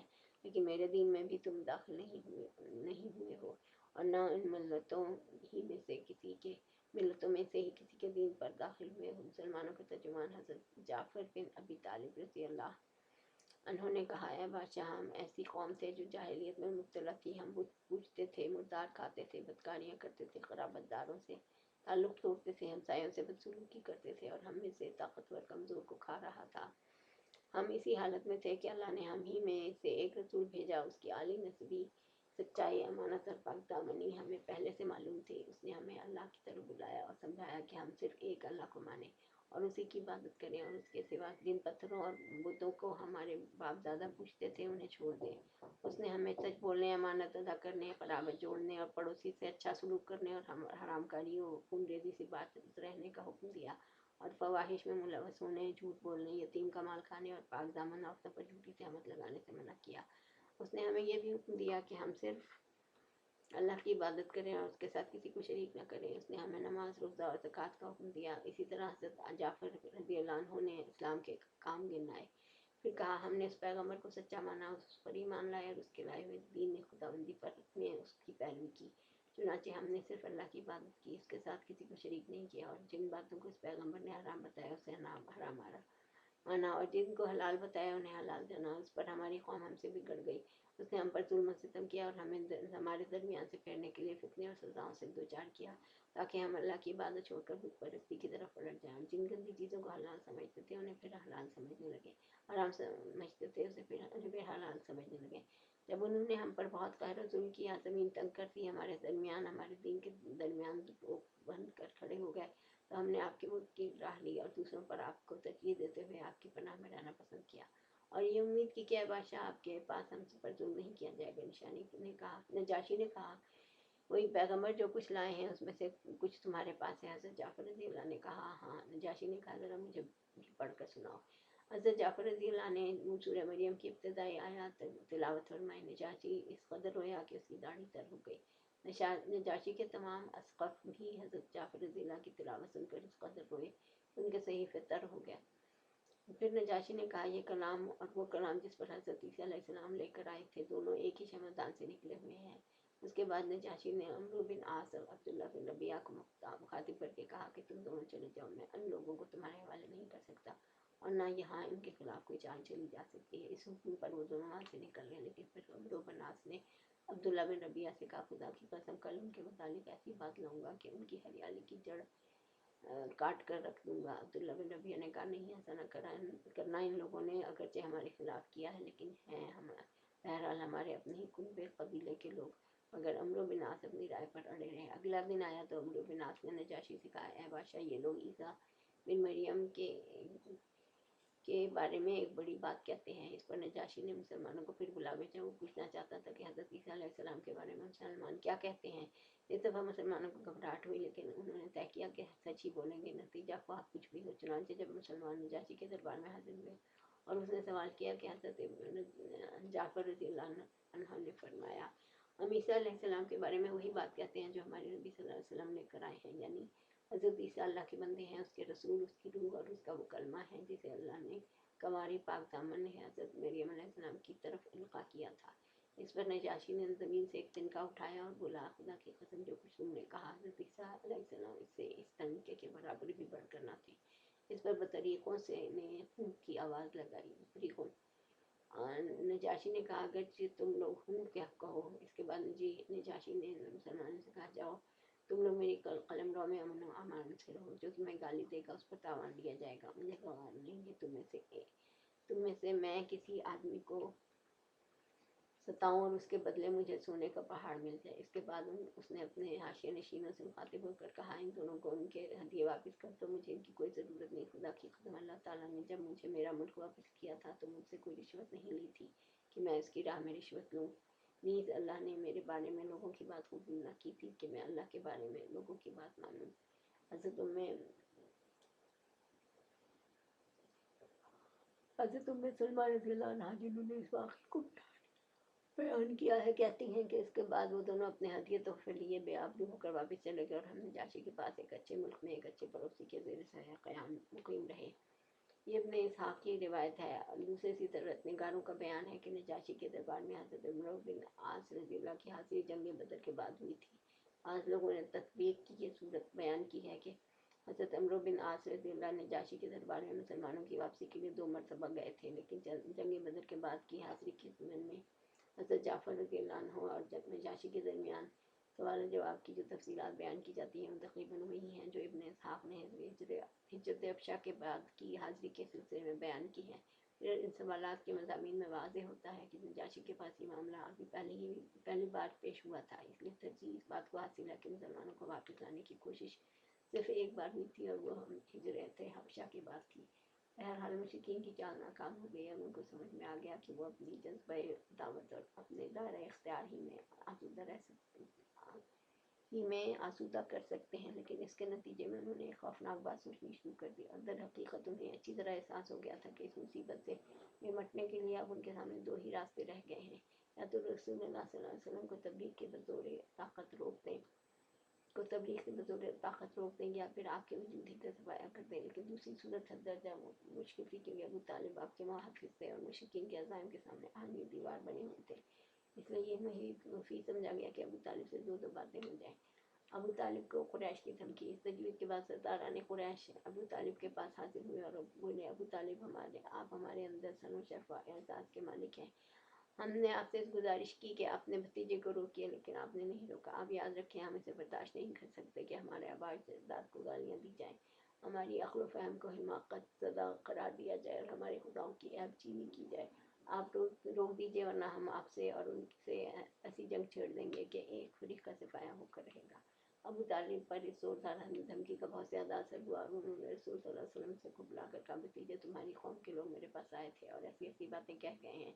अब मुझ पर और खुद पर अपने आप पर रहम करो और इस मामले में मुझ पर इतना बोझ न डालो जो मेरे बस से बाहर हो। ये सुनकर रसूल सल्लल्लाहु अलैहि वसल्लम ने समझा कि अब आपके चचा भी आपका साथ छोड़ देंगे और वो भी आपकी मदद से कमज़ोर पड़ गए हैं। उसने ये फरमाया, चचा जान, आप खुदा की कसम, अगर ये लोग मेरे दाहिने हाथ में सूरज और बाएं हाथ में चांद रख दें, मैं इस काम को इस हद तक पहुंचाए बगैर छोड़ दूं कि या तो अल्लाह उसे गालिब कर दे या मैं इसी राह में फना हो जाऊं, तो नहीं छोड़ सकता। उसके बाद आपकी आंखें अश्कबार हो गई, आप रो पड़े और उठ गए। जब वापस होने लगे तो अबू तालिब ने पुकारा और सामने तशरीफ़ लाए तो कहा, भतीजे जाओ, जो चाहो कहो, खुदा की कसम मैं तुम्हें कभी भी किसी भी वजह से छोड़ नहीं सकता। और ये अशार कहे, बखुदा वो लोग तुम्हारे पास अपनी जमीयत समेत भी हरगिज़ नहीं पहुँच सकते, यहाँ तक कि मैं मिट्टी में दफन कर दिया जाऊँ। तुम अपनी बात खुल्लम खुल्ला कहो, तुम पर कोई कत्ल नहीं, तुम खुश हो जाओ और तुम्हारी आंखें इससे ठंडी हो जाएं। कुरैश एक बार फिर अबू तालिब के सामने। पिछली धमकी के बावजूद जब कुरैश ने देखा कि रसूलुल्लाह सल्लल्लाहु अलैहि वसल्लम अपना काम किए जा रहे हैं, तो उनकी समझ में आ गया कि अबू तालिब रसूलुल्लाह सल्लल्लाहु अलैहि वसल्लम को नहीं छोड़ सकते, बल्कि इस बारे में कुरैश से जुदा होने और उनकी अदावत मोल लेने को तैयार हैं।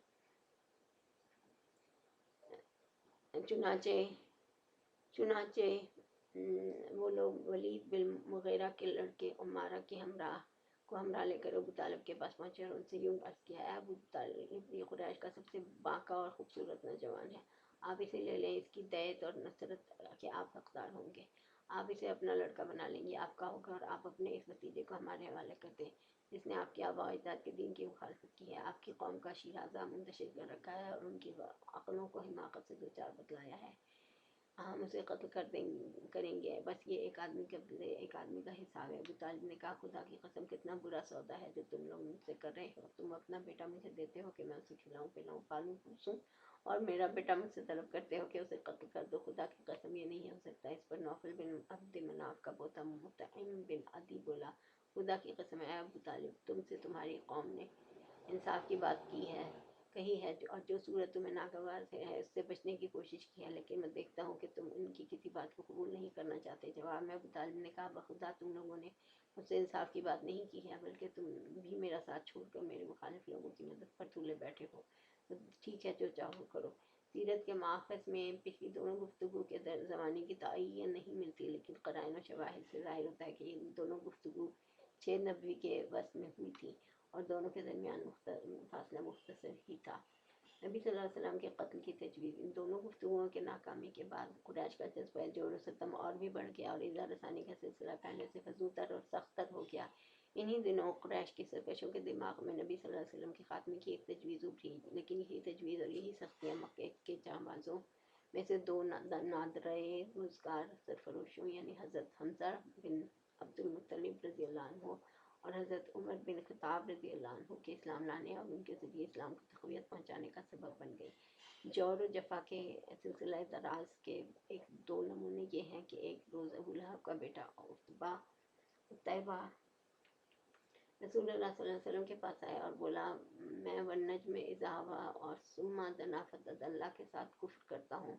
उसके बाद वो आप पर इज़ा रसानी के साथ मुसल्लत हो गया और आपका कुत्ता फाड़ दिया और आपके चेहरे पर थूक दिया, अगर ये थूक आप पर ना पड़ा। इसी मौके पर नबी सल्लल्लाहु अलैहि वसल्लम ने बदुआ की कि अल्लाह इस पर अपने कुत्तों में से कोई कुत्ता मुसल्लत कर दे। नबी सल्लल्लाहु अलैहि वसल्लम की ये बदुआ कबूल हुई। चुनांचे उत्तैबा एक बार कुरैश के कुछ लोगों के हमरा सफ़र में गया।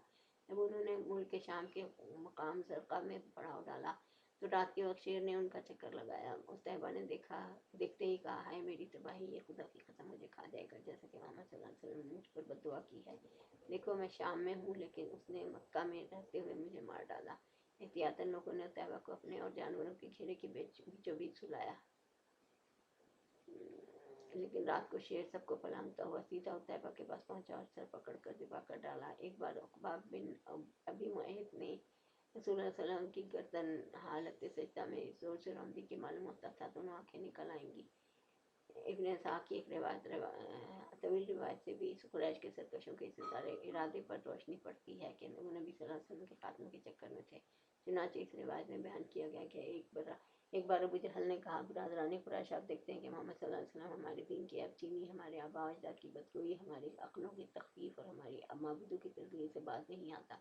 इसलिए मैं अल्लाह से अहद कर रहा हूँ कि एक बहुत भारी और मुश्किल उठाने वाला पत्थर लेकर बैठूंगा और जब वो सजदा करेगा तो उसी पत्थर से उसका सर कुचल दूंगा।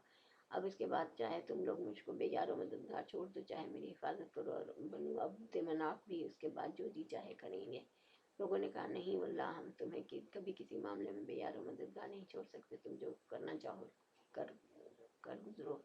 सुबह हुई तो अबू जहल वैसे ही एक पत्थर लेकर रसूल सल्लल्लाहु अलैहि वसल्लम के इंतजार में बैठ गया। रसूल सल्लल्लाहु अलैहि वसल्लम हज़रत दस्तूर तशरीफ लाए और खड़े होकर नमाज पढ़ने लगे। कुरैश भी अपनी अपनी मजलिसों में आ चुके थे और अबू जहल की कार्रवाई देखने को मुंतज़िर थे। जब रसूल सल्लल्लाहु अलैहि वसल्लम सजदे में तशरीफ ले गया तो अबू जहल ने पत्थर उठाया और फिर आपकी जानिब बढ़ा, लेकिन जब कहीं पहुंचा तो शिकस्त खुर्दा हालत में वापस भागा। उसका रंग फख्त था और वो इस कदर मरूब था कि उसके दोनों हाथ पत्थर पर चिपक कर रह गए थे। वो मुश्किल हाथ से पत्थर फेंक सका। उधर कुरैश के कुछ लोग उठकर उसके पास आए और कहने लगे, अबुल हकम, तुम्हें क्या हो गया? या उसने कहा, मैंने रात जो बात कही थी वही करने जा रहा था, लेकिन जब उसके करीब पहुंचा तो एक ऊँट आड़े आ गया। बखुदा मैंने कभी किसी ऊँट की वैसी खोपड़ी, वैसी गर्दन और वैसे दांत देखे ही नहीं। वो मुझे खा जाना चाहता था। इब्न इसहाक़ कहते हैं, मुझे बताया गया कि रसूलुल्लाह सल्लल्लाहु अलैहि वसल्लम ने फरमाया, जिब्रील अलैहिस्सलाम से अगर अबू जहल करीब आता तो उसे धर पकड़ते। उसके बाद अबू जहल ने रसूलुल्लाह सल्लल्लाहु अलैहि वसल्लम के खिलाफ एक ऐसी हरकत की जो हज़रत हमज़ा रज़ियल्लाहु अन्हु के इस्लाम लाने का सबब बन गई। तफसील आ रही है। जहाँ तक कुरैश के दूसरे बदमाशों का ताल्लुक है तो उनके दिलों में भी नबी सल्लल्लाहु अलैहि वसल्लम के खात्मे का ख्याल बराबर पक रहा था। चुनांचे हज़रत अब्दुल्लाह बिन अमरू बिन आस रज़ियल्लाहु से अपने इसहाक़ ने इनका ये बयान नकल फरमाया किया है कि एक बार मुशरिकीन हतीम में जमा थे, मैं भी मौजूद था। मुशरिकीन ने रसूलुल्लाह सल्लल्लाहु अलैहि वसल्लम का जिक्र छेड़ा और कहने लगे, इस शख्स के मामले में हमने जैसा सब्र किया है इसकी मिसाल नहीं मिलती। दरहकीकत हमने इसके मामले में बहुत ही बड़ी बात पर सब्र किया। ये गुफ्तगू चल रही थी कि रसूलुल्लाह सल्लल्लाहु अलैहि वसल्लम नमूदार हो गए। आपने तशरीफ लाकर पहले ही अज़मत को चूमा, फिर तवाफ करते हुए मुशरिकीन के पास से गुजरे। उन्होंने कुछ कहकर तानाज़नी की जिसका असर मैंने आपके चेहरे पर देखा। उसके बाद जब दोबारा आपका गुजर हुआ तो मुशरिकीन ने फिर इसी तरह की नामतान की। मैंने इसका भी असर आपके चेहरे पर देखा। उसके बाद आप सहरबारा गुजरे तो मुशरिकीन ने फिर आप पर लानतान की। आपकी बार आप ठहर गए और फरमाया, कुरैश के लोगों, सुन रहे हो, इस ज़ात की कसम जिसके हाथ में मेरी जान है, मैं तुम्हारे पास तुम्हारे कत्ल ज़िबा का हुक्म लेकर आया हूँ। आपके इस इरशाद ने लोगों को पकड़ लिया। उन पर ऐसा सख्ता तारी हुआ कि गोया हर आदमी के सर पर चिड़िया है। जहाँ तक कि जो आप पर सबसे ज़्यादा सख्त था वो भी बेहतर से बेहतर लफ्ज़ जो पा सकता था उसके ज़रिए आपसे तलबगार रहमत होते हुए कहने लगा कि अबुल कासिम वापस जाइए, खुदा की कसम आप कभी भी नादान न थे। दूसरे दिन कुरैश फिर उसी जगह जमा होकर आपका जिक्र कर रहे थे कि आप नमूदार हुए।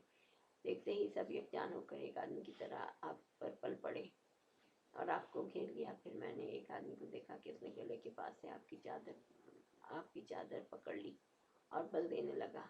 अबू बकर रज़ियल्लाहु आपके बचाव में लग गए और रोते जाते थे और कहते जाते थे, अतक़्तुलूना रजुलन अन यक़ूला रब्बी अल्लाह, क्या तुम लोग एक आदमी को इसलिए कत्ल कर रहे हो कि वो कहता है मेरा रब अल्लाह है।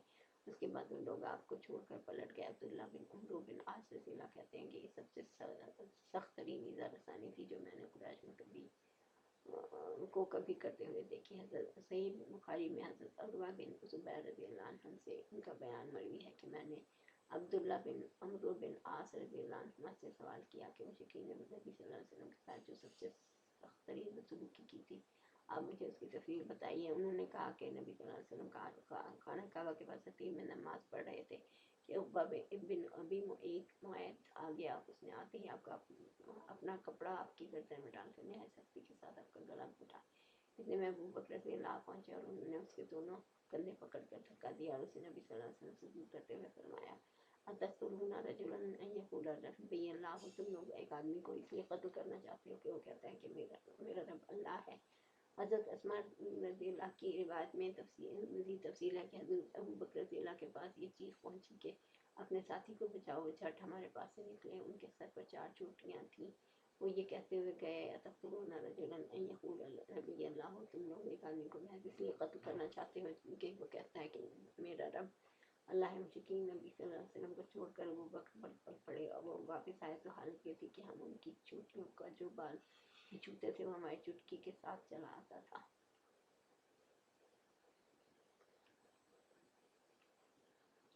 हमजा रज़ी अल्लाह अन्हु का कबूल इस्लाम। मक्का की फ़ज़ा ज़ुल्म और के इन सियाह बादलों से गंभीर थी कि अचानक एक बिजली चमकी और मखहूरों का रास्ता रोशन हो गया, यानी हज़रत हमजा रज़ी अल्लाह अन्हु मुसलमान हो गए।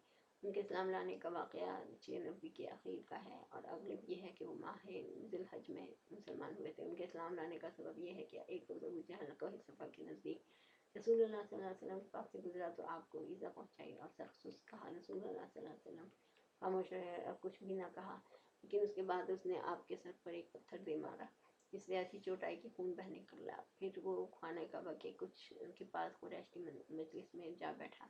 अब्दुल्ला बिन जुदआन की एक लौंडी को इस सफ़ा पर वाक़ई अपने मकान से सारा वाक़या मंजर देख रही थी। हज़रत हमज़ा रज़ी अल्लाह का मान हमाल किए शिकार से वापस तशरीफ़ लाए तो उसने उनसे अबू जहल की सारी हरकत क्या सुनाई। हज़रत हमज़ा रज़ी अल्लाह गुस्से से भड़क उठे। ये कुरैश के सबसे ताकतवर और मजबूत जवान थे।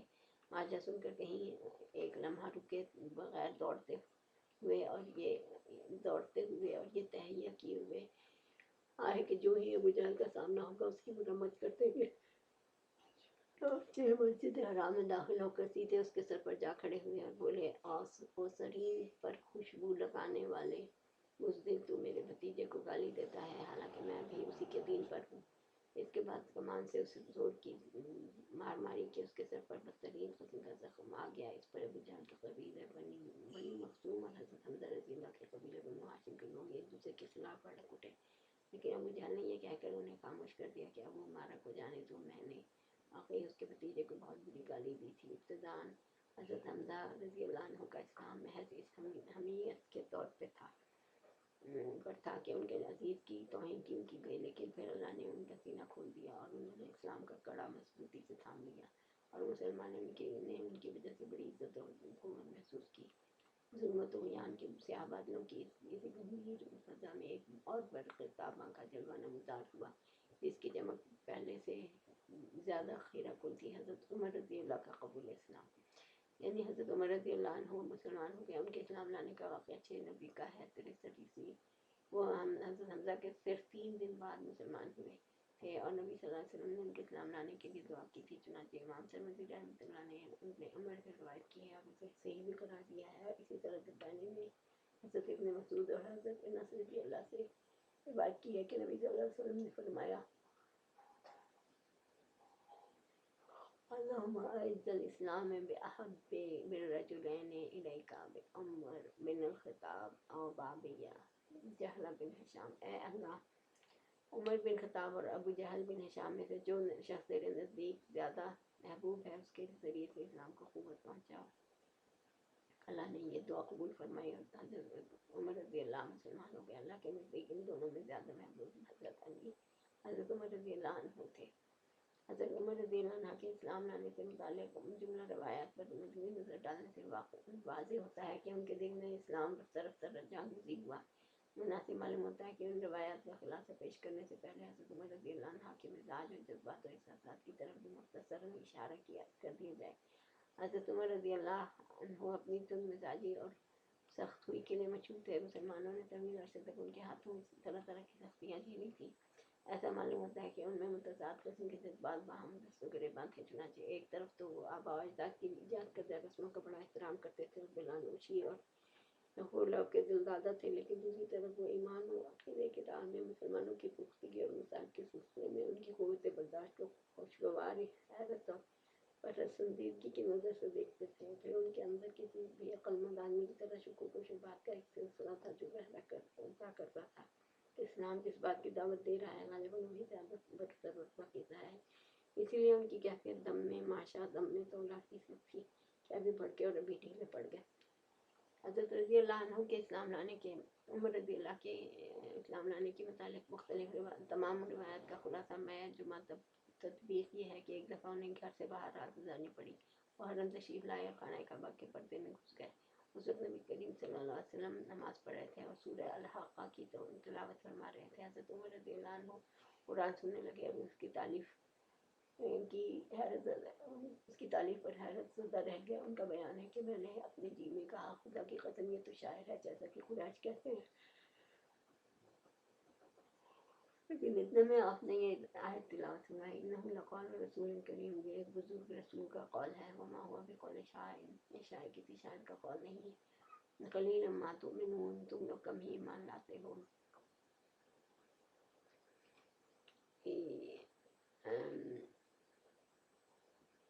41/40 اور 69 لکھا ہے. 41 سے 41 تک کی آیت ہے. 69 نہیں ہوگا, 29 ہوگا. حضرت عمر رضی اللہ عنہ کہتے ہیں میں نے اپنے جی میں کہا اوہ یہ تو کاہن ہے. لیکن اتنے میں آپ نے یہ آیت تلاوت فرمائی وَلَا بِقَوْلِ كَاهِنٍ قَلِيلًا مَا تَذَكَّرُونَ, یہ کسی کاہن کا قول بھی نہیں ہے. تنزیل من رب, تم لوگ کم ہی نصیحت قبول کرتے ہو. تنزیل من رب العالمین, اور یہ اللہ رب العالمین کی طرف سے نازل کیا گیا ہے. حضرت عمر رضی اللہ عنہ کا بیان ہے کہ اس وقت میرے دل میں اسلام جاگزی ہو گیا.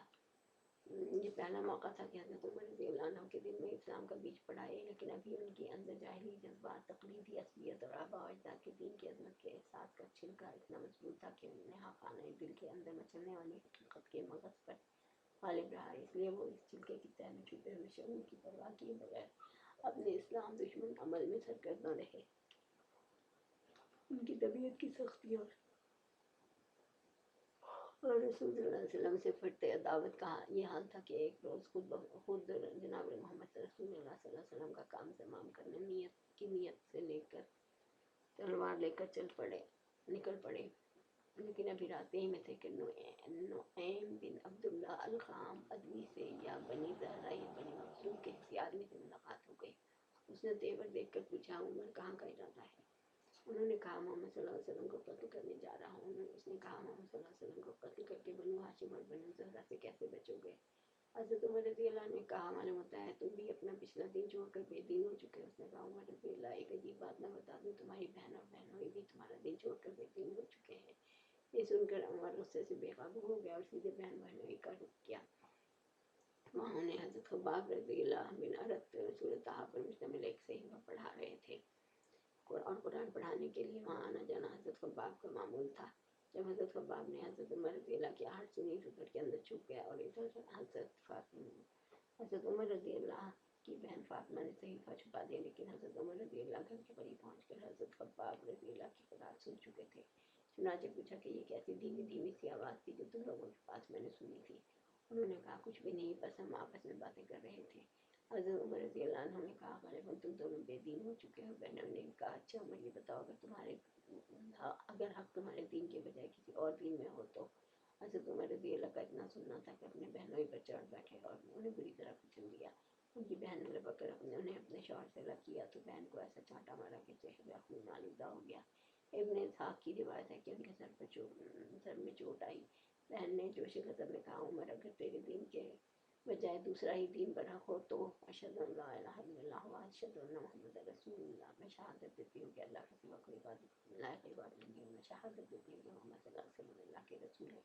یہ سن کر حضرت عمر رضی اللہ پر مایوسی کے بادل چھا گیا. انہیں اپنے بہن کے چہرے پر خون دیکھ کر شرم و ندامت بھی محسوس ہوئی. کہنے لگے اچھا یہ کتاب جو تمہارے پاس ہے ذرا مجھے بھی پڑھنے دو. بہن نے کہا تم ناپاک ہو, اس کتاب کو صرف پاک لوگ ہی چھو سکتے ہیں. اٹھو غسل کرو. حضرت عمر رضی اللہ نے اٹھ کر غسل کیا, کتاب لی اور بسم اللہ الرحمن الرحیم پڑھی. کہنے لگی یہ تو بڑے پاکیزہ نام ہے. اس کے بعد طٰہٰ سے اننی انا اللہ لا الہ الا انا فاعبدنی واقم الصلاۃ لذکری تک پڑھی. قرات کی کہنے لگے یہ تو بڑا عمدہ اور بڑا محترم کلام ہے، مجھے محمد صلی اللہ علیہ وسلم کا پتہ بتاؤ۔ حضرت خباب حضرت عمر رضی اللہ کے یہ فکر سن کر اندر سے باہر آ گیا اور کہنے لگے عمر خوش ہو جاؤ، مجھے امید ہے کہ رسول اللہ صلی اللہ علیہ وسلم نے جو میراد کی رات تمہارے متعلق جو دعا کی تھی کہ اے اللہ عمر بن خطاب یا ابو جہل بن ہشام کے ذریعے اسلام کو قوت پہنچا، یہ وہی ہے۔ اور اس وقت رسول اللہ صلی اللہ علیہ وسلم کو صفا کے پاس والے مکان میں تشریف فرما ہے۔ یہ سن کر حضرت عمر رضی اللہ عنہ نے اپنی تلوار حمائل کی اور اس گھر کے دروازے پر آ کر دروازے پر دستک دی۔ ایک آدمی نے اٹھ کر دروازے کی دراز سے جھانکا تو دیکھا کہ عمر تلوار حمائل کیے موجود تھے۔ فکر رسول اللہ صلی اللہ علیہ وسلم کو اطلاع دی اور سارے لوگ سمٹ کر یکجا ہو گئے۔ حضرت حمزہ رضی اللہ نے پوچھا کیا بات ہے؟ لوگوں نے کہا عمر رضی اللہ ہے۔ حضرت حمزہ رضی اللہ نے کہا بس عمر رضی اللہ ہے، دروازہ کھول دو، اگر وہ خیر کی نیت سے آیا تو اسے ہم خیر عطا کریں گے، اور اگر برا ارادہ لے کر آیا تو ہم اسی کی تلوار سے اس کا کام تمام کر دیں گے۔ اگر رسول اللہ صلی اللہ علیہ وسلم اندر تشریف فرما تھے، آپ پر وحی نازل ہو رہی تھی، وحی نازل ہو چکی تو حضرت عمر رضی اللہ کے پاس تشریف لائے۔ بیٹھک میں ان سے ملاقات ہوئی، آپ نے ان کے کپڑے اور تلوار کا پرتلا سمیٹ کر پکڑا اور سختی سے جھٹکتے ہوئے فرمایا عمر کیا تم اس وقت تک باز نہیں آؤ گے جب تک اللہ تعالیٰ تم پر کی ویسی ذلت و رسوائی اور نفرتناک سزا نازل نہ فرما دے جیسی ولید بن مغیرہ پر نازل ہو چکی ہے۔ یا اللہ یہ عمر بن خطاب ہے، یا اللہ اسلام کو عمر بن خطاب کے ذریعے قوت و عزت عطا فرما۔ آپ کے اس ارشاد کے بعد حضرت عمر رضی اللہ نے حلقہ بگوش میں اسلام ہوتے ہوئے کہا اشہد ان لا الہ الا اللہ وانک رسول اللہ، میں گواہی دیتا ہوں کہ یقیناً اللہ کے سوا کوئی لائق عبادت نہیں اور یقیناً آپ اللہ کے رسول ہیں۔ یہ سن کر گھر کے اندر موجود صحابہ رضی اللہ نے اس زور سے تکبیر دی کہ مسجد حرام والوں کو سنائی پڑی۔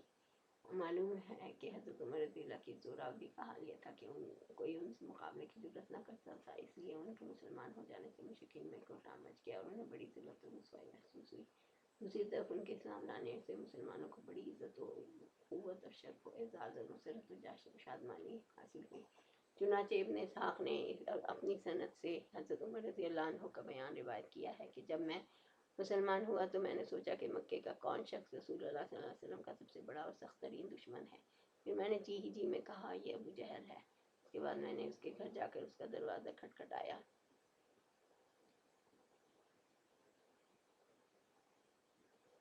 وہ باہر آیا اور دیکھ کر بولا اہلاً و سہلاً، خوش آمدید، خوش آمدید، کیسا آنا ہوا؟ میں نے کہا تمہیں یہ بتانے آیا ہوں کہ میں اللہ اور اس کے رسول محمد صلی اللہ علیہ وسلم پر ایمان لا چکا ہوں اور جو کچھ وہ لے کر آئے ہیں اس کی تصدیق کر چکا ہوں۔ حضرت عمر رضی اللہ کا بیان ہے کہ یہ سنتے ہی اس نے میرے رخ پر دروازہ بند کر لیا اور بولا اللہ تیرا برا کرے اور جو کچھ تو لے کر آیا ہے اس کا بھی برا کرے۔ استغفر اللہ۔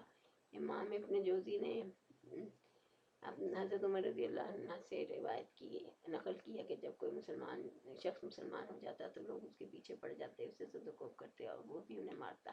اس لیے جب میں مسلمان ہوا تو اپنے ماموں عاصی بن ہاشم کے پاس گیا اور اسے خبر دی۔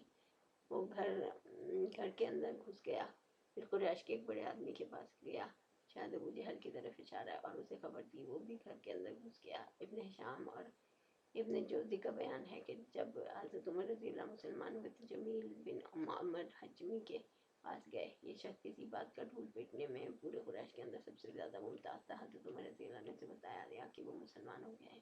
اس نے سنتے ہی نہایت بلند آواز سے چیخ کر کہا کہ خطاب کا بیٹا بے دین ہو گیا۔ حضرت عمر رضی اللہ اس کے پیچھے ہی تھے، بولے یہ جھوٹ کہتا ہے، میں مسلمان ہو گیا ہوں۔ بہرحال لوگ حضرت عمر رضی اللہ پر ٹوٹ پڑے اور مار پیٹ شروع ہو گئے۔ حضرت عمر رضی اللہ کو مار رہے تھے اور حضرت عمر لوگوں کو مار رہے تھے، یہاں تک کہ سورج سر پر آ گیا اور حضرت عمر رضی اللہ تھک کر بیٹھ گئے۔ لوگ سر پر سوار تھے۔ حضرت عمر رضی اللہ نے کہا جو بن پڑے کر لو، خدا کی قسم اگر ہم لوگ 300 کی تعداد میں ہوتے تو بھی مکے میں یا تم ہی رہتے یا ہم ہی رہتے۔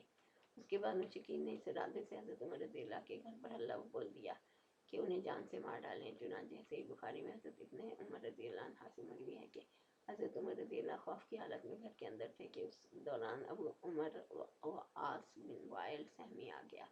وہ دھاری دار یمنی چادر کا جوڑا اور ریشمی گوٹے سے آراستہ کرتا زیب تن کیے ہوئے تھا۔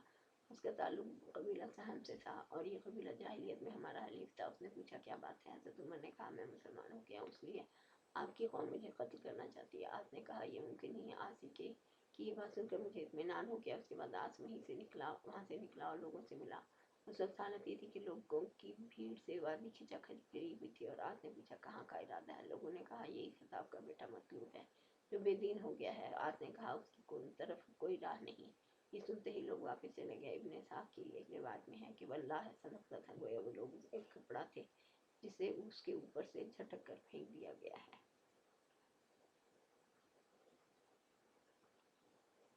हज़रत उमर रज़ी अल्लाह अन्हु के इस्लाम लाने पर यह कैफियत तो मुशरिकीन की हुई, बाकी रहे मुसलमान तो उनके अहवाल का अंदाज़ा इससे हो सकता है कि मुजाहिद ने इब्ने अब्बास रज़ी अल्लाह से रिवायत किया है कि मैंने उमर रज़ी अल्लाह बिन अल-खत्ताब से दरियाफ्त किया कि किस वजह से आपका लक़ब फारूक पड़ा, तो उन्होंने कहा मुझसे 3 दिन पहले हज़रत हम्ज़ा रज़ी अल्लाह अन्हु मुसलमान हुए। फिर हज़रत उमर रज़ी अल्लाह ने उनके इस्लाम लाने का वाक़या बयान करके आखिर में कहा कि फिर जब मैं मुसलमान हुआ तो मैंने कहा ए अल्लाह के रसूल, क्या हम हक पर नहीं हैं, ख्वाह जिंदा रहें या ख्वाह मरें। आपने फरमाया कि नहीं, उस ज़ात की कसम जिसके हाथ में मेरी जान है, तुम लोग हक पर हो, ख्वाह जिंदा रहो या ख्वाह मौत से दो चार हो।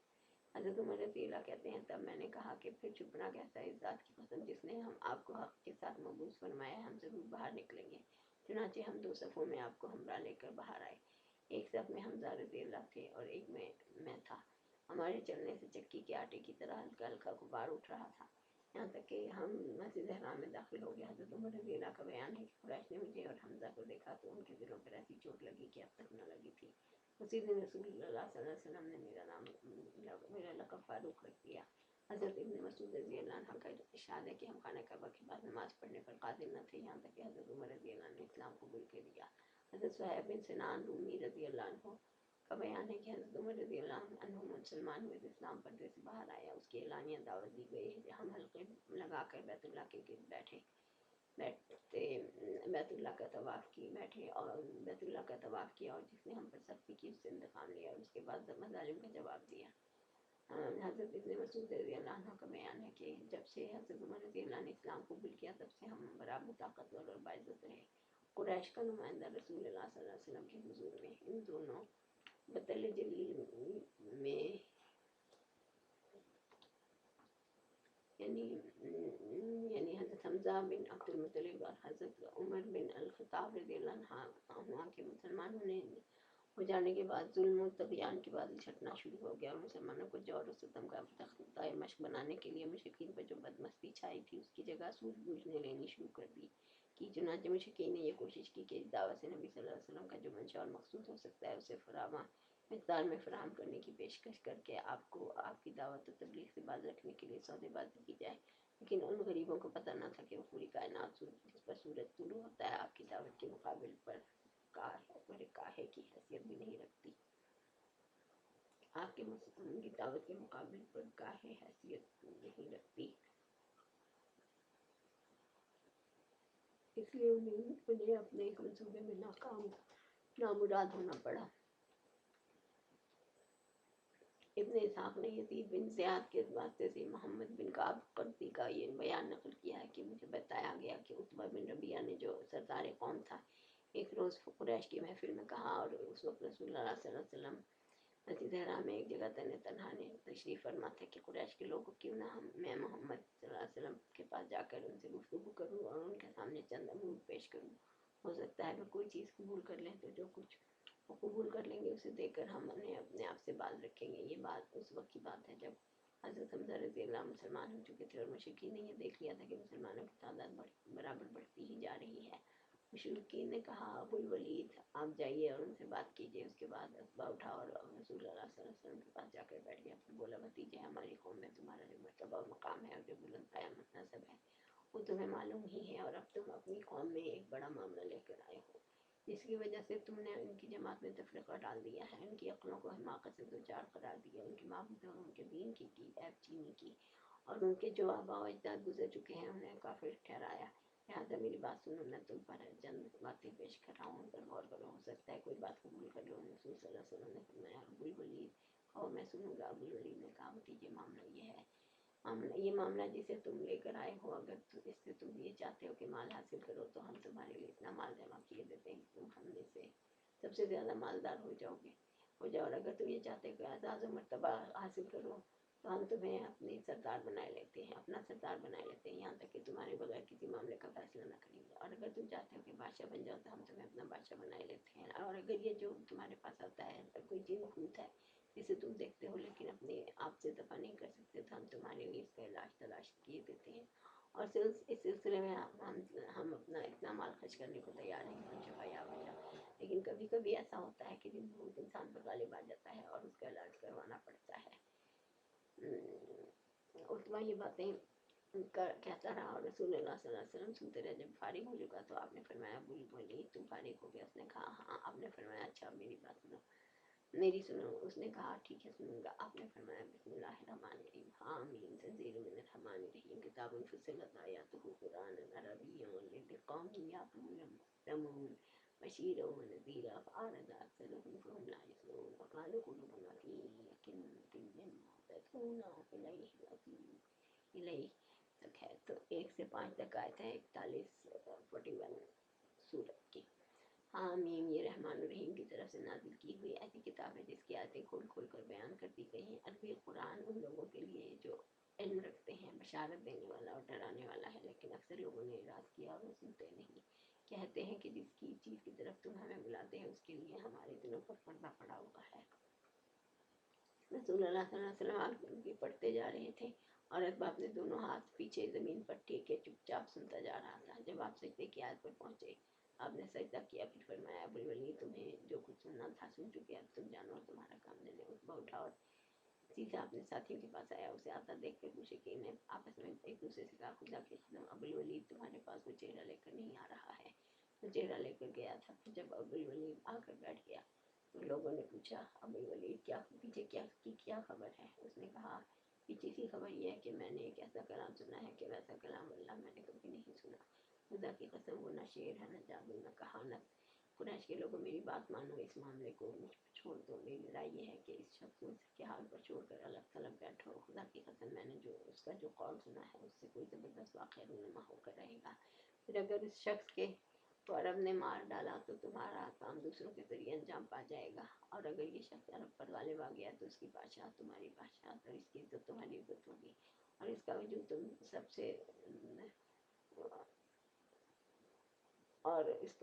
सबसे बढ़कर तुम्हारे लिए सादत का बायस होगा। लोगों ने कहा अबुल वलीद खुदा की कसम तुम पर भी उसकी ज़बान का जादू चल गया। उतबा ने कहा इस शख्स के बारे में मेरी यही राय यही है, अब तुम्हें जो ठीक मालूम होगा। एक दूसरी रिवायत में ये मज़कूर है कि नबी सल्लल्लाहु अलैहि वसल्लम ने जब तलावत शुरू की तो उतबा चुपचाप सुनता रहा। जब आप अल्लाह ताला के इस कौल पर पहुंचे फ़इन आरज़ू फ़कुल अनज़रतुकुम साइक़तम मिस्ल साइक़ति आद व समूद 13 आयत है 41 सूरह की है।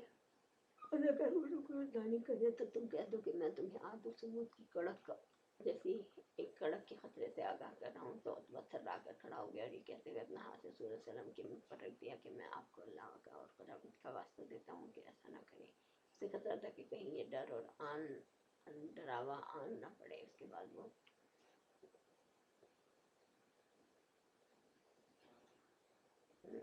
वो कौम के पास गया और मस्तूरा गुफ्तगू की।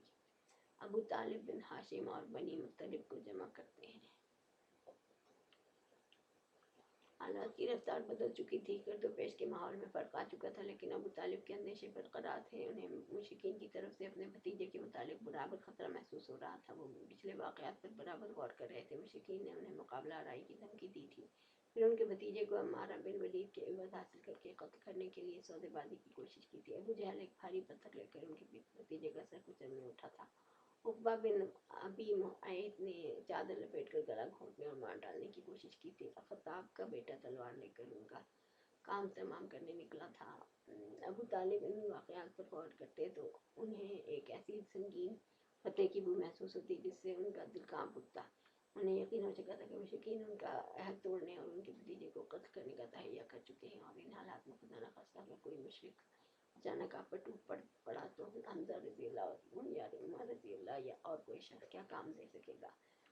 अबू तालिब के नज़दीक ये बात यकीनी थी और बहरहाल सही भी थी, क्योंकि मुशरिकीन आलानिया रसूल सल्लल्लाहु अलैहि वसल्लम की कत्ल का फैसला कर चुके थे, और उनके इसी फैसले की तरफ अल्लाह ताला के इस कौल में इशारा है। अम अब्रमू अमरन फ़इन्ना मुब्रिमून 79 आया। 43 لکھا ہوا ہے اس طریقے سے۔ اگر انہوں نے ایک بات کا تہیہ کر رکھا ہے تو ہم بھی تہیہ کیے ہوئے ہیں۔ اب سوال یہ تھا کہ ان حالات میں ابو طالب کو کیا کرنا چاہیے۔ انہوں نے جب دیکھا کہ قریش جانب سے ان کے بھتیجے کی مخالفت پر تل پڑے ہیں تو انہوں نے اپنے جد اعلیٰ عبد مناف کے 2 صاحبزادوں ہاشم اور مطلب سے وجود میں آنے والے خاندانوں کو جمع کیا اور انہیں دعوت دی کہ اب تک وہ اپنے بھتیجے کی حفاظت و حمایت کا جو احتکام تنہا انجام دیتے رہے ہیں، اب اسے سب مل کر انجام دیں۔ ابو طالب کی یہ بات عربی اہمیت کے پیش نظر ان دونوں خاندانوں کے سارے مسلم اور کافر افراد نے قبول کی، البتہ صرف ابو طالب کا بھائی ابو لہب ایک ایسا فرد تھا جس نے اسے منظور نہ کیا اور سارے خاندان سے الگ ہو کر مشرکین قریش سے جا ملا اور ان کا ساتھ دیا۔